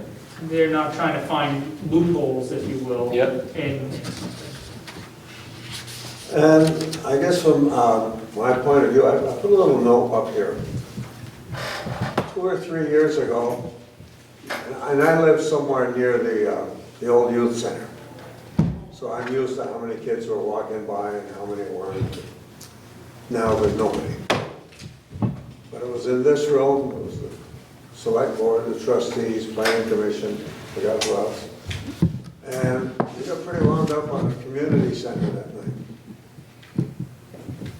One thing the town does have is a piece of property on 4th Street. You got a piece of property now where they had the last one. I don't know what's going to happen with that. It's going to go for sale or what. And where you said it would be for many different groups. A Saturday afternoon bridge club or whatever would be available to use it. And I was sitting there and I see nobody walking by there anymore, no kids especially. Maybe it's time somewhere we throw that issue on the table again and start getting something. The issue Thank you're you. speaking of is community center?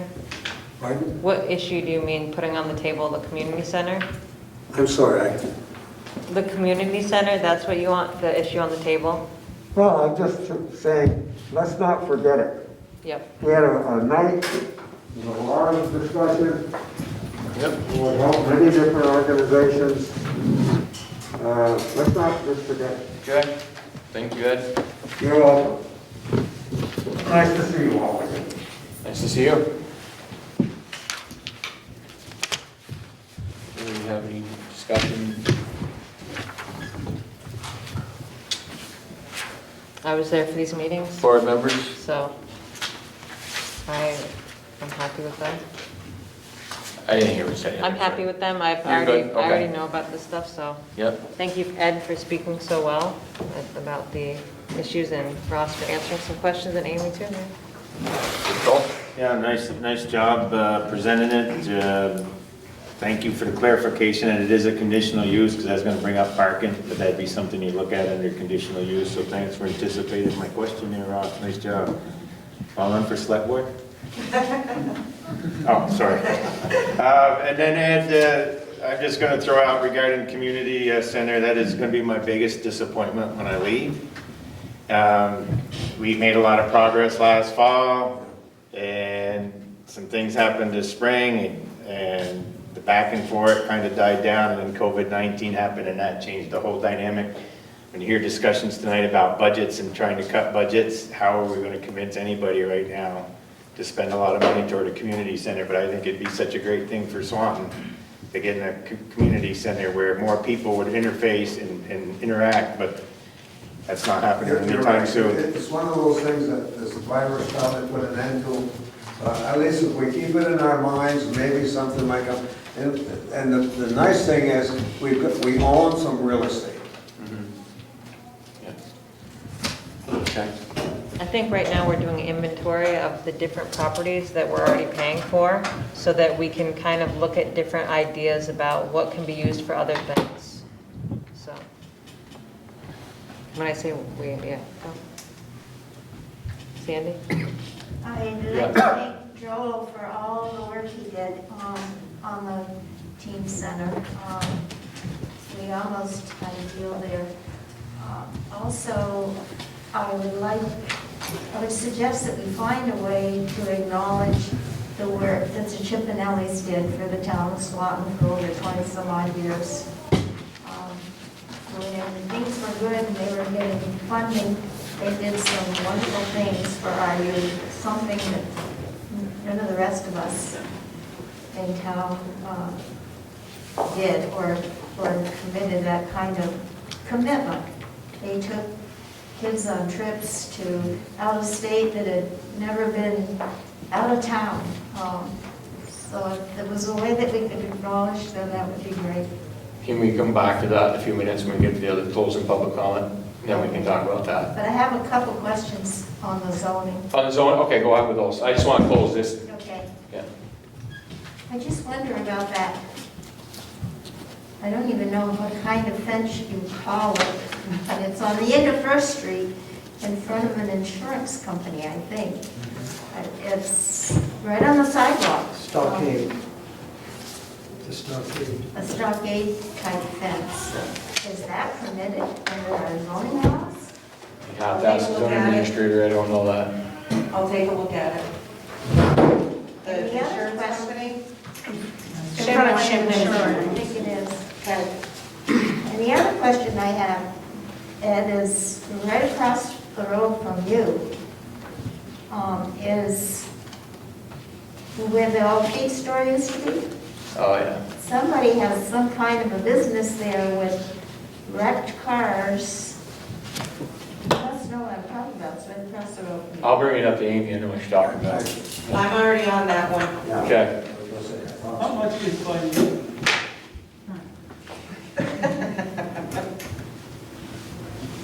Anything else? Those are my only two questions. Okay. Thank you, Sandy. You're welcome. Nicole, any questions on this? No, I mean, it seems pretty straightforward. Okay. Joe? Make a motion, we exit the public hearing and resume our select board meeting. Do we need to approve these changes for them? We do. Oh, tonight, we don't have to show this twice? Make a motion, we approve the proposed changes to the zoning bylaws. Second? Second. Nicole seconds it. All right, and the discussion? All in favor, signify by saying aye. Aye. Opposed? Ayes have it. Thank you guys for your work on that. Great work.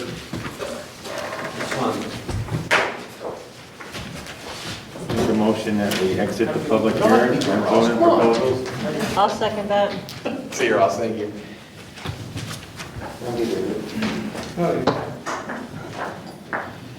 5B, Railroad Depot, pedestrian bridge, fitness path repairs. I make a motion, we exit the public hearing. Oh, sorry. I didn't- I thought we already did zoning, that. We just need to vote on it. Yep, all in favor? You know what I'm saying, aye? Aye. Aye. Opposed?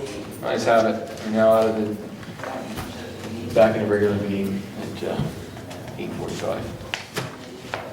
Now we're on to 5B, Railroad Depot pedestrian bridge, fitness path repairs. I asked David Just start with that. I asked David to put that on the agenda. Okay? Ron asked me to come down and take a look at some things, and I did, so I wanted to bring them up here tonight so that they're on the record, and when we get some estimates, we take a look at what we're gonna do or not do to fix some stuff before the damage gets worse. It's kind of like talking about roads, and the more we delay, the more damage. The first thing is on the depot building itself. There's some damage to the exterior wall, it's water damage, most of it's down low.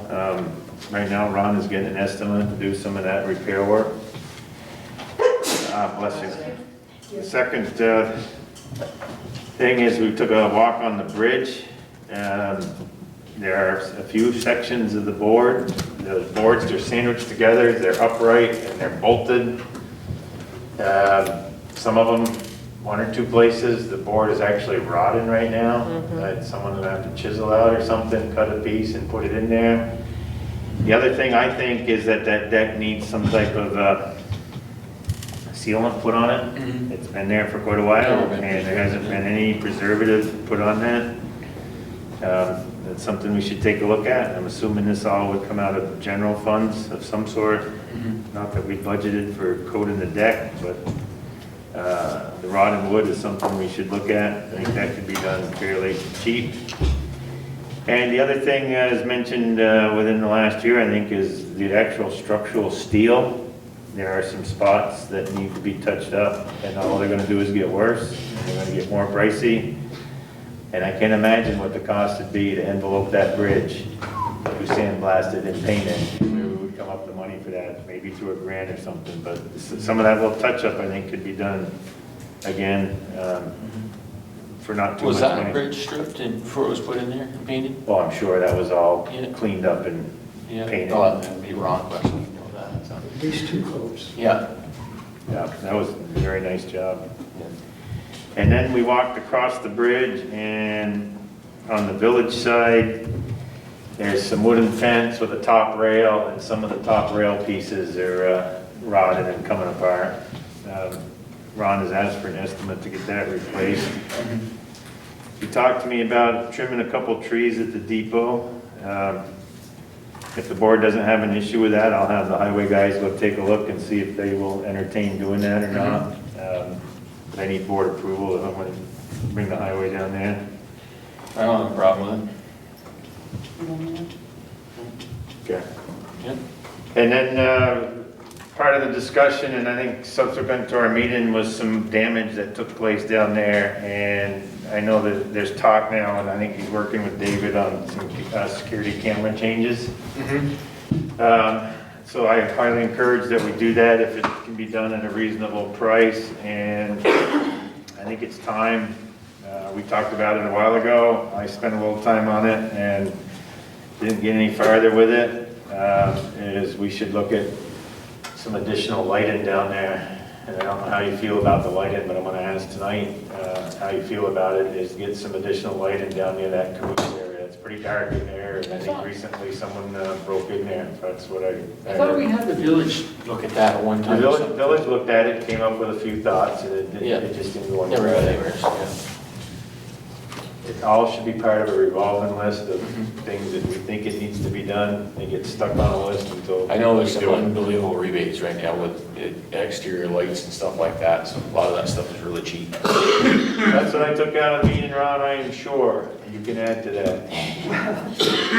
I'll add to it by thanking you for coming on such short notice. You came down when I asked you to, and you spent at least an hour with me going over things that I saw as would be in the best interest of the town who owns that depot and the property, to fix it when the things are at the condition they're in now, rather than waiting until next year where they're going to be in a worse condition. Preventative maintenance goes a long way. Things don't get better, they just get worse.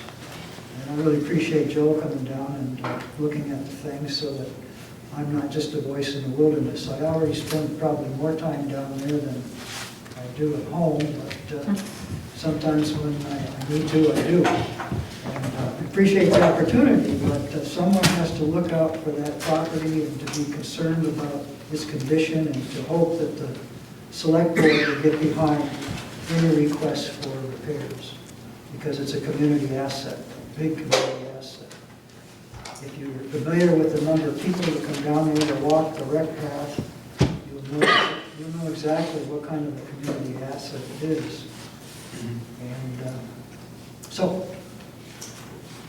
I got some estimates at some point, I hope, as to the specific cost for fixing those various items, and then you folks can take a look at it and see what you think. As far as the lighting, I feel 2 ways about it. One way would be too much light would turn it into something we don't want to turn it into. Yeah. But enough light to prevent people from doing stuff that Exactly. protects them from getting caught is Yeah. a good idea. So it would require, I think, some creative thinking as to where to put the lights and at what volume, what intensity. But it can be done. Let's face it, we have an electric light department. Yeah.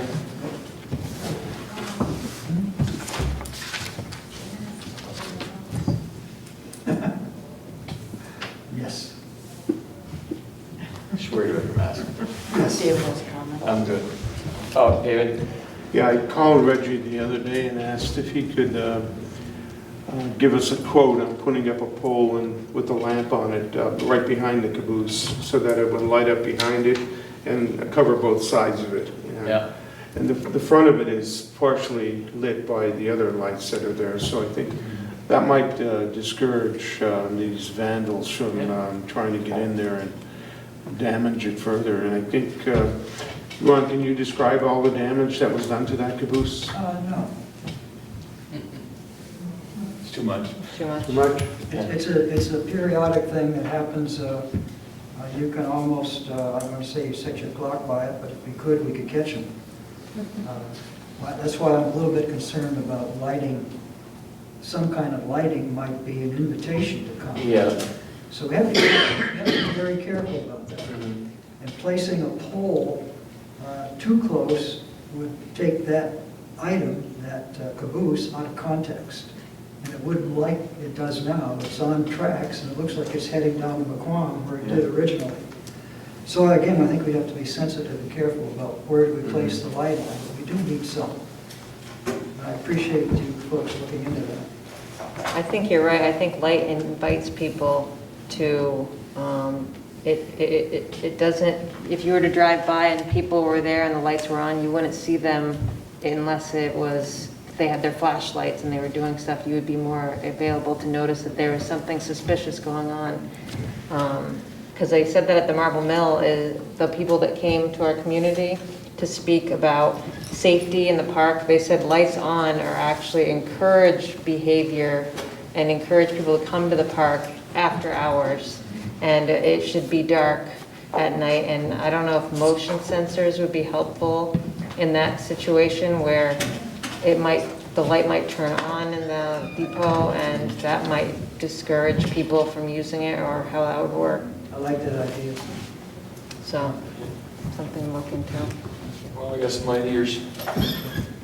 And I have seen those on the bridge as I use them for the divots where the water collects in the wood and stuff like that. So, I heard it gets used by 80 people a day. Is that true? 70 to 80. Yeah. That's nice. That's encouraging. That's good. Something to keep in mind about the overall asset that we have down there is the fact that pretty soon this is going to become the active western terminus of the Wild Valley Rail Trail. Right. And it's going to be a destination for people who want to start on the trail. Yep. And a destination for those who want to finish. They just approved the funds to finish I that. think it's in rail our trail. best interest to protect it and preserve it. Is that something that we can look for grants for? Is that you? We'll discuss that when we get to it. Okay, thank you. Okay. All right, you want to move on then? Anything else, Ron? No, thank you. All right, thank you for your work, appreciate that. C, discuss and assign select board tasks, 35. 33. What's that? It's on page 33. Oh, thank you for fixing that. Let me search it forever.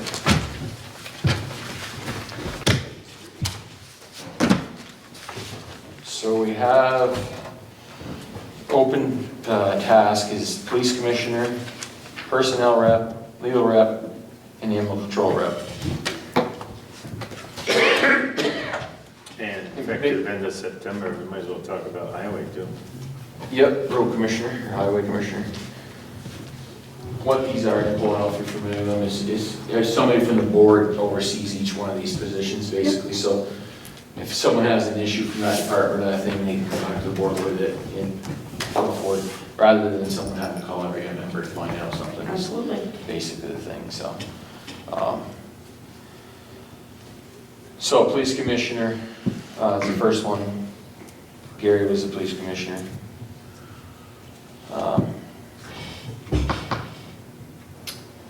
Okay, so they're police commissioner, Mhm. animal control officer, Yep. right? And what else? Legal rep, personnel rep. I think, correct me if I'm wrong, Joel, but isn't personnel usually all our personnel rep? Or is it the legal rep we've always done? All of us kind of. Yeah, we had one person who did the legal rep. Yeah. And would Yeah, talk that with makes a sense. lawyer on issues. wouldn't it make sense to have the full board here so Mark can be a part of the discussion? To assign these, I think Mark has Swanton Rec. Mark's the rep for the rec now. Yeah, and I have Um, economic development, right? Yeah, it's on page You're at 30, it's on page Knoxville, 33. Yeah. Yeah, that's a good idea. Why don't we just wait till, unless anyone's in a big, I'm not in the big gang, no. no, we talked about it and we actually thought Mark would be on the meeting, the full meeting Yeah. tonight. So David dug this out, but yeah, why don't we? That's good. Yeah, that's First fine. meet in September. Yeah, Yeah, we can all Mark's here. discuss it. Yep. Makes sense to me. All right, we're gonna take a lot for the next meeting then. Community economic development updates. Well, so I did notice, because I went to page 35, and that's actually a request from the Rec Commission to apply for a municipal planning grant. Yep, So I don't, which is not on the agenda, so I don't know. it was supposed to be. What is? The Rex, It is, it's 5D. 5D, Oh, I don't have a D on neither mine. do I. Yeah, this must have been an updated one, but it was on the table. I don't have a 5D, D. approve 5D. application All right, for well, we'll municipal decide 5D planning then. grant. There we go. Okay, so So it won't be 5D. in our, it won't be in here then. It is, it's on page 35. Even if we have the old, Yeah. Yep, there it is. Just ain't on the agenda paper. Yeah, Betsy. So what is this, David? Betsy sent me this. And she gave me some brief description of what she's looking for. She wants to have the rec department have a master plan done for the future of the rec department, where they are now and where they want to go in the future. Yep. She estimates that she'd be applying for around $20,000 for the grant. Any match that would be required, she said the rec department would put up, not the general fund. And that's about all she's told about me so far. So anyway, this is due the early October, and she wanted the board just to give the go-ahead to apply for it now. And that's what this is. Okay. All right. Do we need a vote to? Yeah, you could move to apply for the municipal planning grant for the rec department, and have appoint me as the, there's some appointments that have to be made. I'm just gonna open the questions, yeah. Doesn't the municipal planning grant have to come through the planning commission?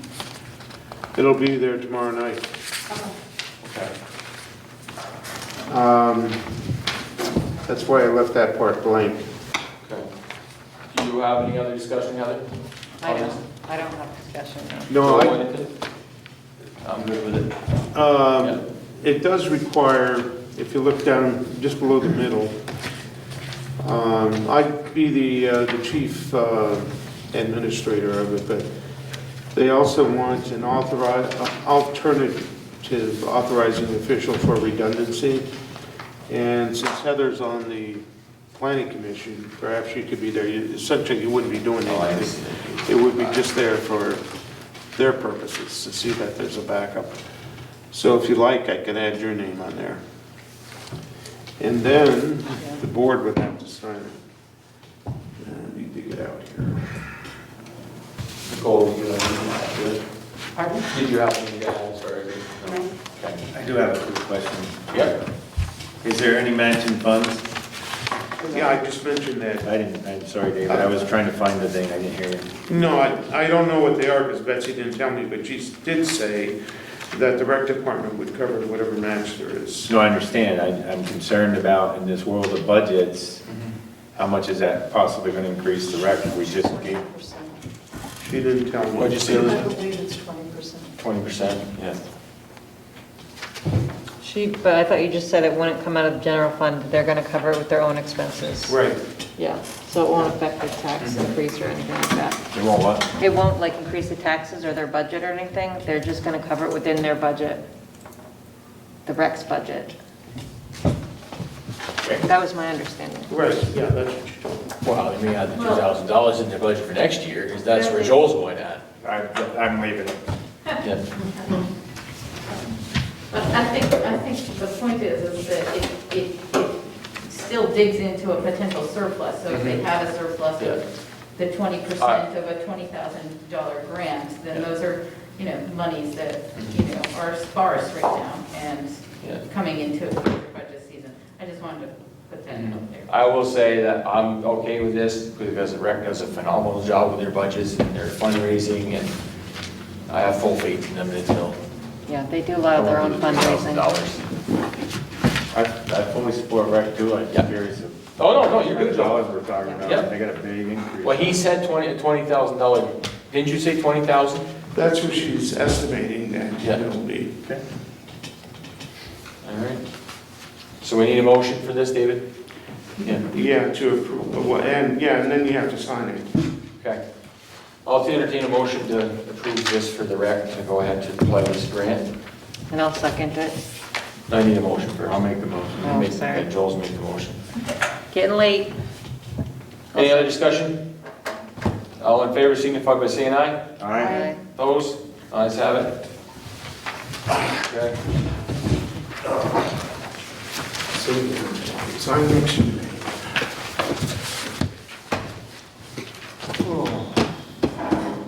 Elizabeth, it's your turn, I think. Okay.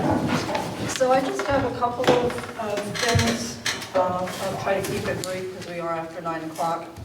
I just wanted to give an update on the diversity, equity, and inclusion training, which is also known as the cultural competency training. There's a town and village group that is working on getting training for officials and staff. The RFP has been drafted, and I hope to get that out with the board's approval, which you don't have it in front of you. Do we need to wait, Joel? Or can we go with the... I don't see why we can't go with the RFP. It'd be nice to send it to everybody, but it is a request for proposal. That was sent to the members of the group, the committee who was working on this, and it has been approved. I will get you a copy. I apologize. I was in St. Albans this morning, or today, just didn't think about it. So what we will do is the RFP is to put out a request for proposals for a consultant who will develop and present training and/or workshops to boards and staff members, and also work with us to develop a criteria to move forward. So it's not just we do a training and stop. It's we do training and then how do we move forward in diversity, equity, and inclusion. So.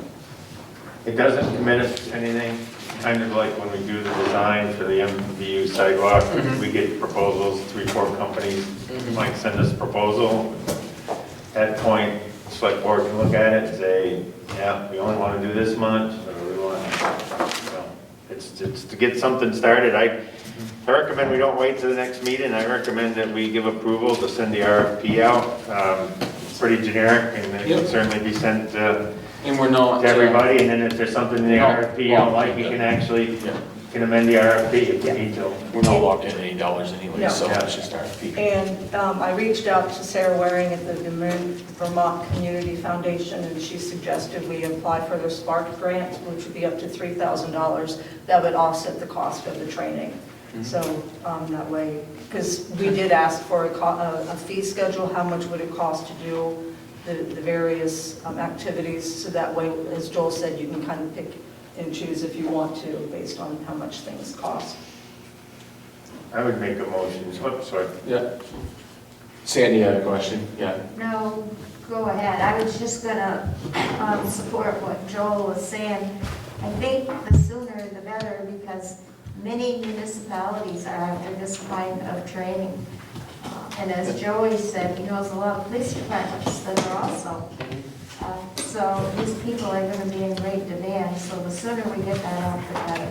And I would just add that for everyone, for anyone who's interested, we're going to be doing a book discussion at the library October 7th on white fragility, and Joel's got the book, and there are books available, and that's open to the public. So that would go along with, it would be a nice introduction to the training. Okay, thank you. All right, so we need a motion to, oh, sorry, I didn't see you.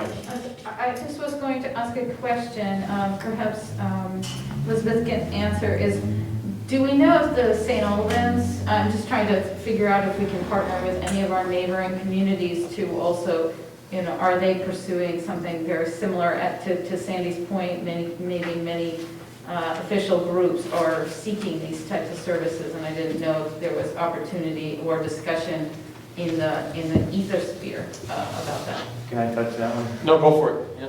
As part of our discussion and so on, Michelle, it's certainly something we can consider doing. But when you really talk about what this is and what this might involve, the smaller a group, kind of the people within Swanton that are part of the town or the village, municipality, the leadership and stuff, you want them to get in a room where they feel very comfortable with each other, and then they get taken a little bit out of their comfort zone and learning some of this stuff. So my point is not necessarily that everybody has to get trained together, but the development of training and the cost of development is where, the expenses, the reproduction of various training groups can also be discussed, and you can still do Swanton group, you could do, smaller groups, but when you're asking for, as I understood Elizabeth saying, you're asking for training development, it only needs to be developed once, and then it can be reproduced and multiplied. And so if we partner up, then that cost of development will diminish.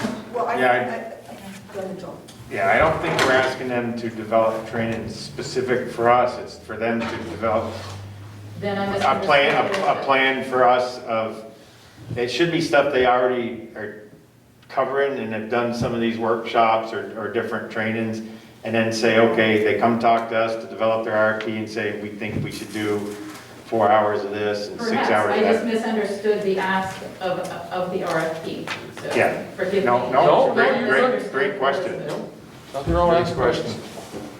They are already recommending people that they have available to do that kind of thing. And I know that St. Albans they had a 2-page article, St. Albans City is also looking into getting the same kind of training that many municipalities are looking for. And I do agree, Joel, that the smaller the group, the better to begin with, for just the reasons you underlined. I mean, not that everybody wouldn't be welcome in Swanton, but if you try to bring other municipalities in, it might be a little overwhelming. I just want to second, I wasn't suggesting that we combine groups, I was combining efforts of the RFP and training process. And I think to avoid redundancy and delay. And I think some of it is that obviously Swanton's situation is a little different because we might be being a little reactive versus proactive. So that having talked to a couple of people who do this, I think that puts us in a slightly different position. Sidewalk audit. Before we go on, Elizabeth, Sorry. I'd like to make the motion that we allow Elizabeth to send out the RFP for diversity, equity, and inclusion training, and it's a combined effort with the village and the town so far, and that's the way hopefully we continue it. It's a combined effort. That's the motion I make, to get the RFP on the street. Okay. I'll second. Got a second over here. Any other discussion? All in favor, signify by saying aye. Aye. Opposed? Ayes have it. And I'll get that to you this evening again. Yep. Thank you.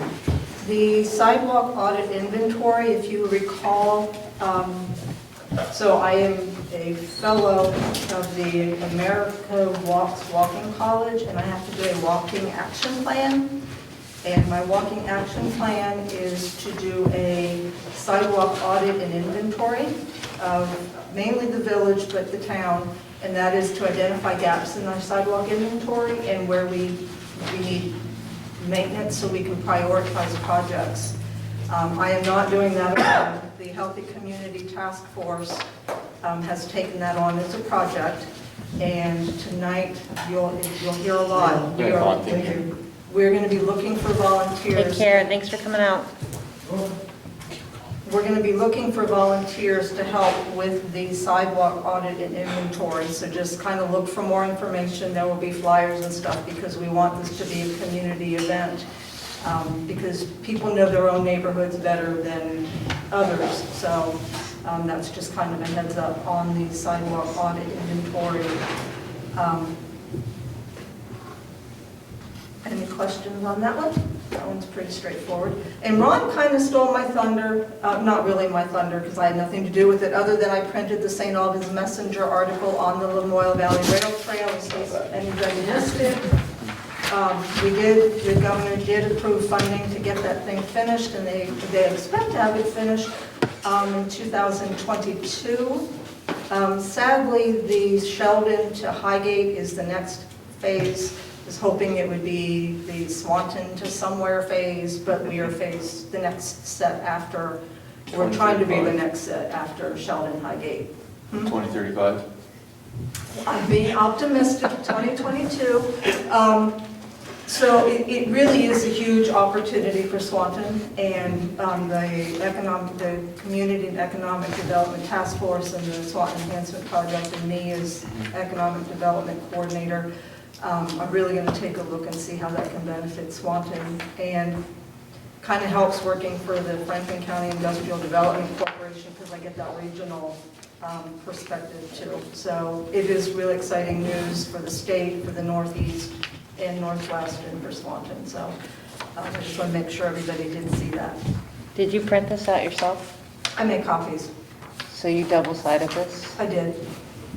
Thank you. You're welcome. It's upside down, but I love it. so that is my fairly short. Okay. Thank you for the update. Anything else, Elizabeth? You'll hear from me in executive session. Okay. Expenditures. Your turn, Kathy. Want you guys to review them? Make a motion to approve the general orders 07/22/2020 to 8/18/2020. Okay. Need a second on that? I'll second it. We need a minute to take a look at them.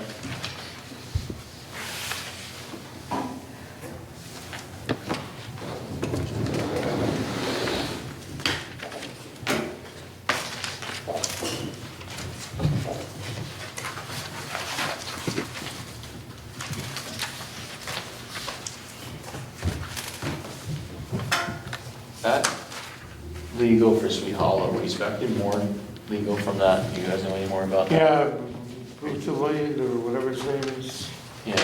the guy who. Sweet Hollow Road one, yeah, Yeah, he can't decide how many lots he wants. yeah.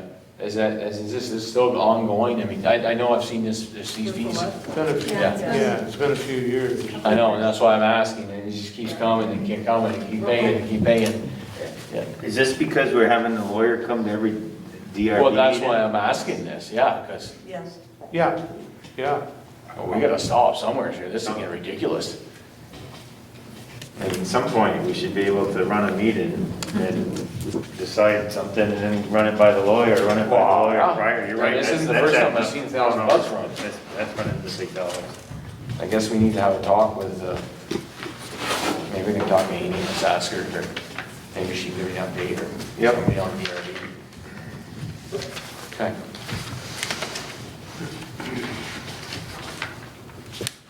Any questions on the general, anybody?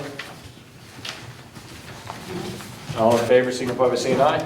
Aye. Opposed? Ayes have it. Make a motion, we approve the highway orders for the same date as the general orders. A second on that? I'll second it. Another seconded it. Second, look them over. Kathy, you got something? I just want to let you know, he's not attending the meetings. That's just for review of documents. No, he's gonna come in. Oh, he has, because he didn't put on here that he attended any He's at meetings. Zoom, he's Zooming. Zoom, oh, crap. Wowza. That's right, I forgot they're still Zooming. Zooming. Oh, Well, that makes sense then. I forget they're It's Zooming almost past the still. doctor. Because he just put review documents, he didn't put Yeah. a meeting or anything. I'm gonna follow Sorry, up Ken. with somebody then. This is getting crazy.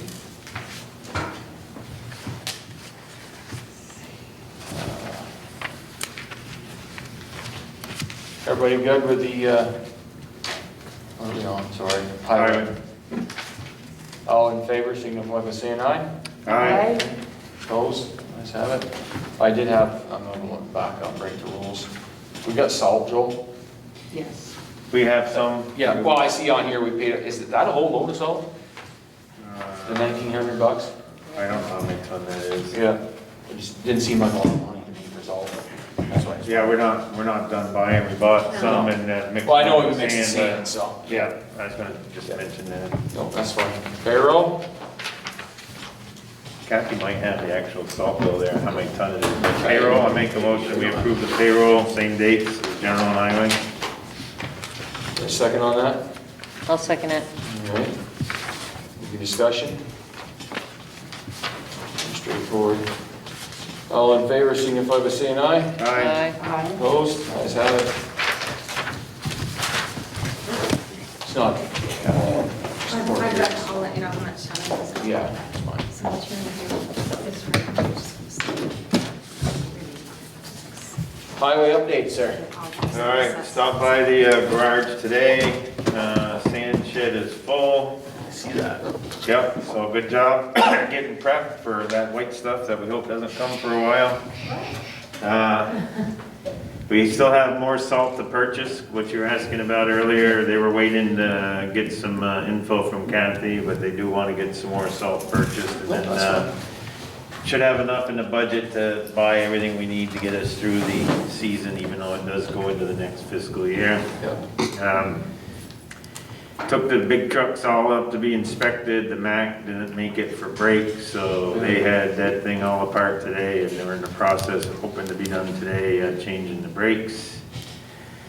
Line striping, waiting on paint. And then there are two things with line striping. One is we pay for a certain amount ourselves on class 3 roads. And then the class 2 roads, the state does. State themselves having issues, I think, with paint too, because they haven't finished South River and Beebe Road yet. And the painter that we're using this year, he's having problems getting paint. He did some of the roads for us, but he's got more to finish.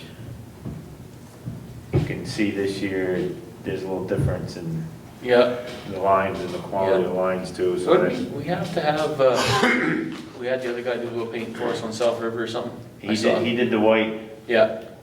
The white. Oh, yeah, because they only do the white. The state on the class 2, it just does a double yellow. Yeah. So we put the white line. That went into the grant.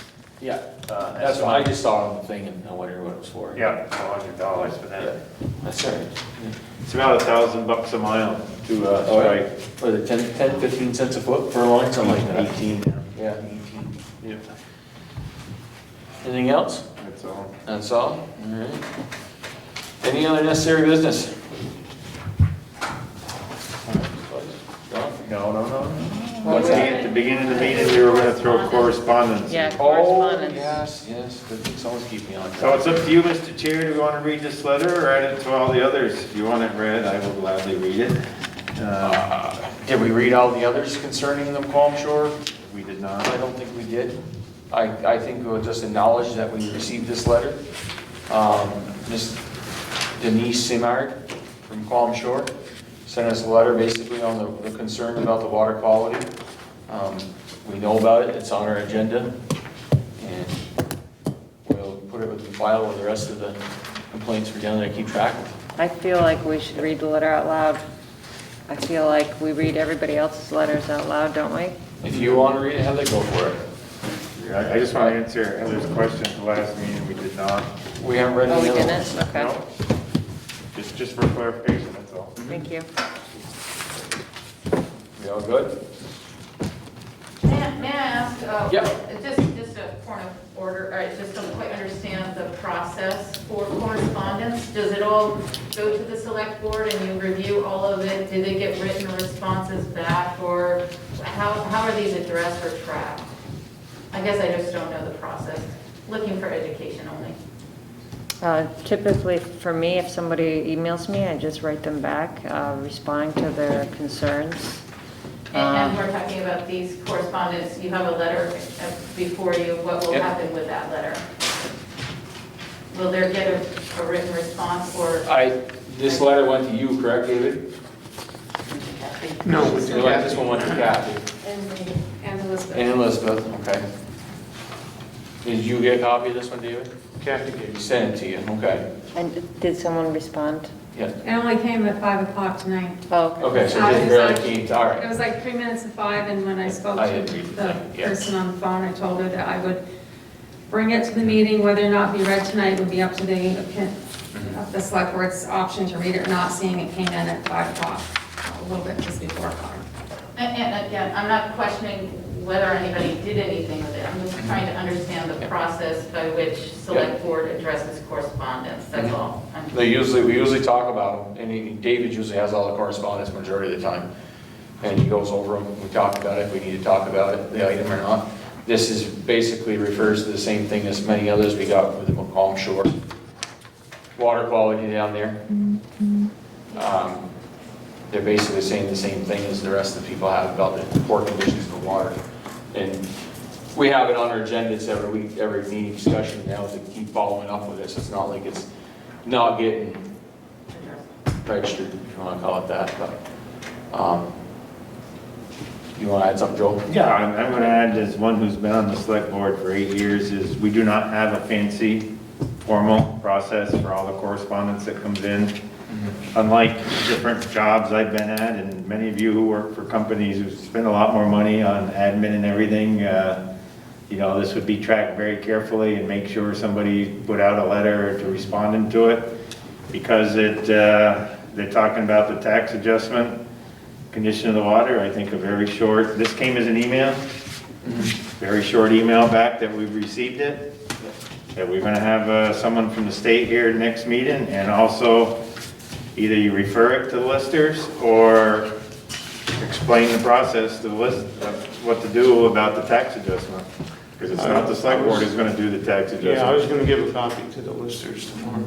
Can you respond to this email, David? And let me know that we received it? Did you forward? I responded, and because she wanted to make sure we got No, the did you email. forward it to me? I will forward it to you, but I did respond and just that I had received it, and I would bring it to you and the select board chair to decide whether it be read tonight or not, seeing we just got it. Okay, I'll let her know it'll be. Yeah, I know we received it. On the agenda It is an next agenda item, meeting. and we have someone from the state coming to discuss it. And maybe if she wants to come in, that would be a good time, Mm-hmm. with rather. Absolutely. Yes. sir? Could I ask for some clarification? Is there a hierarchy within the lister's office? Is there one individual in charge, or are they all equally seated? There's 3 different listers, and there's 3 listers, and wow, Jim is the Jim, Sure. number 1 lister. yeah, he's a head lister, I would say, And yeah. Amy and Jim is. David. Jim and Amy, and then David is David part-time more than anything, but. So if someone's contacting the lister, they should... Yeah, Jim or Amy, usually Jim or Amy can answer a question. It's Pratt, James Pratt. Yeah, Jim Pratt.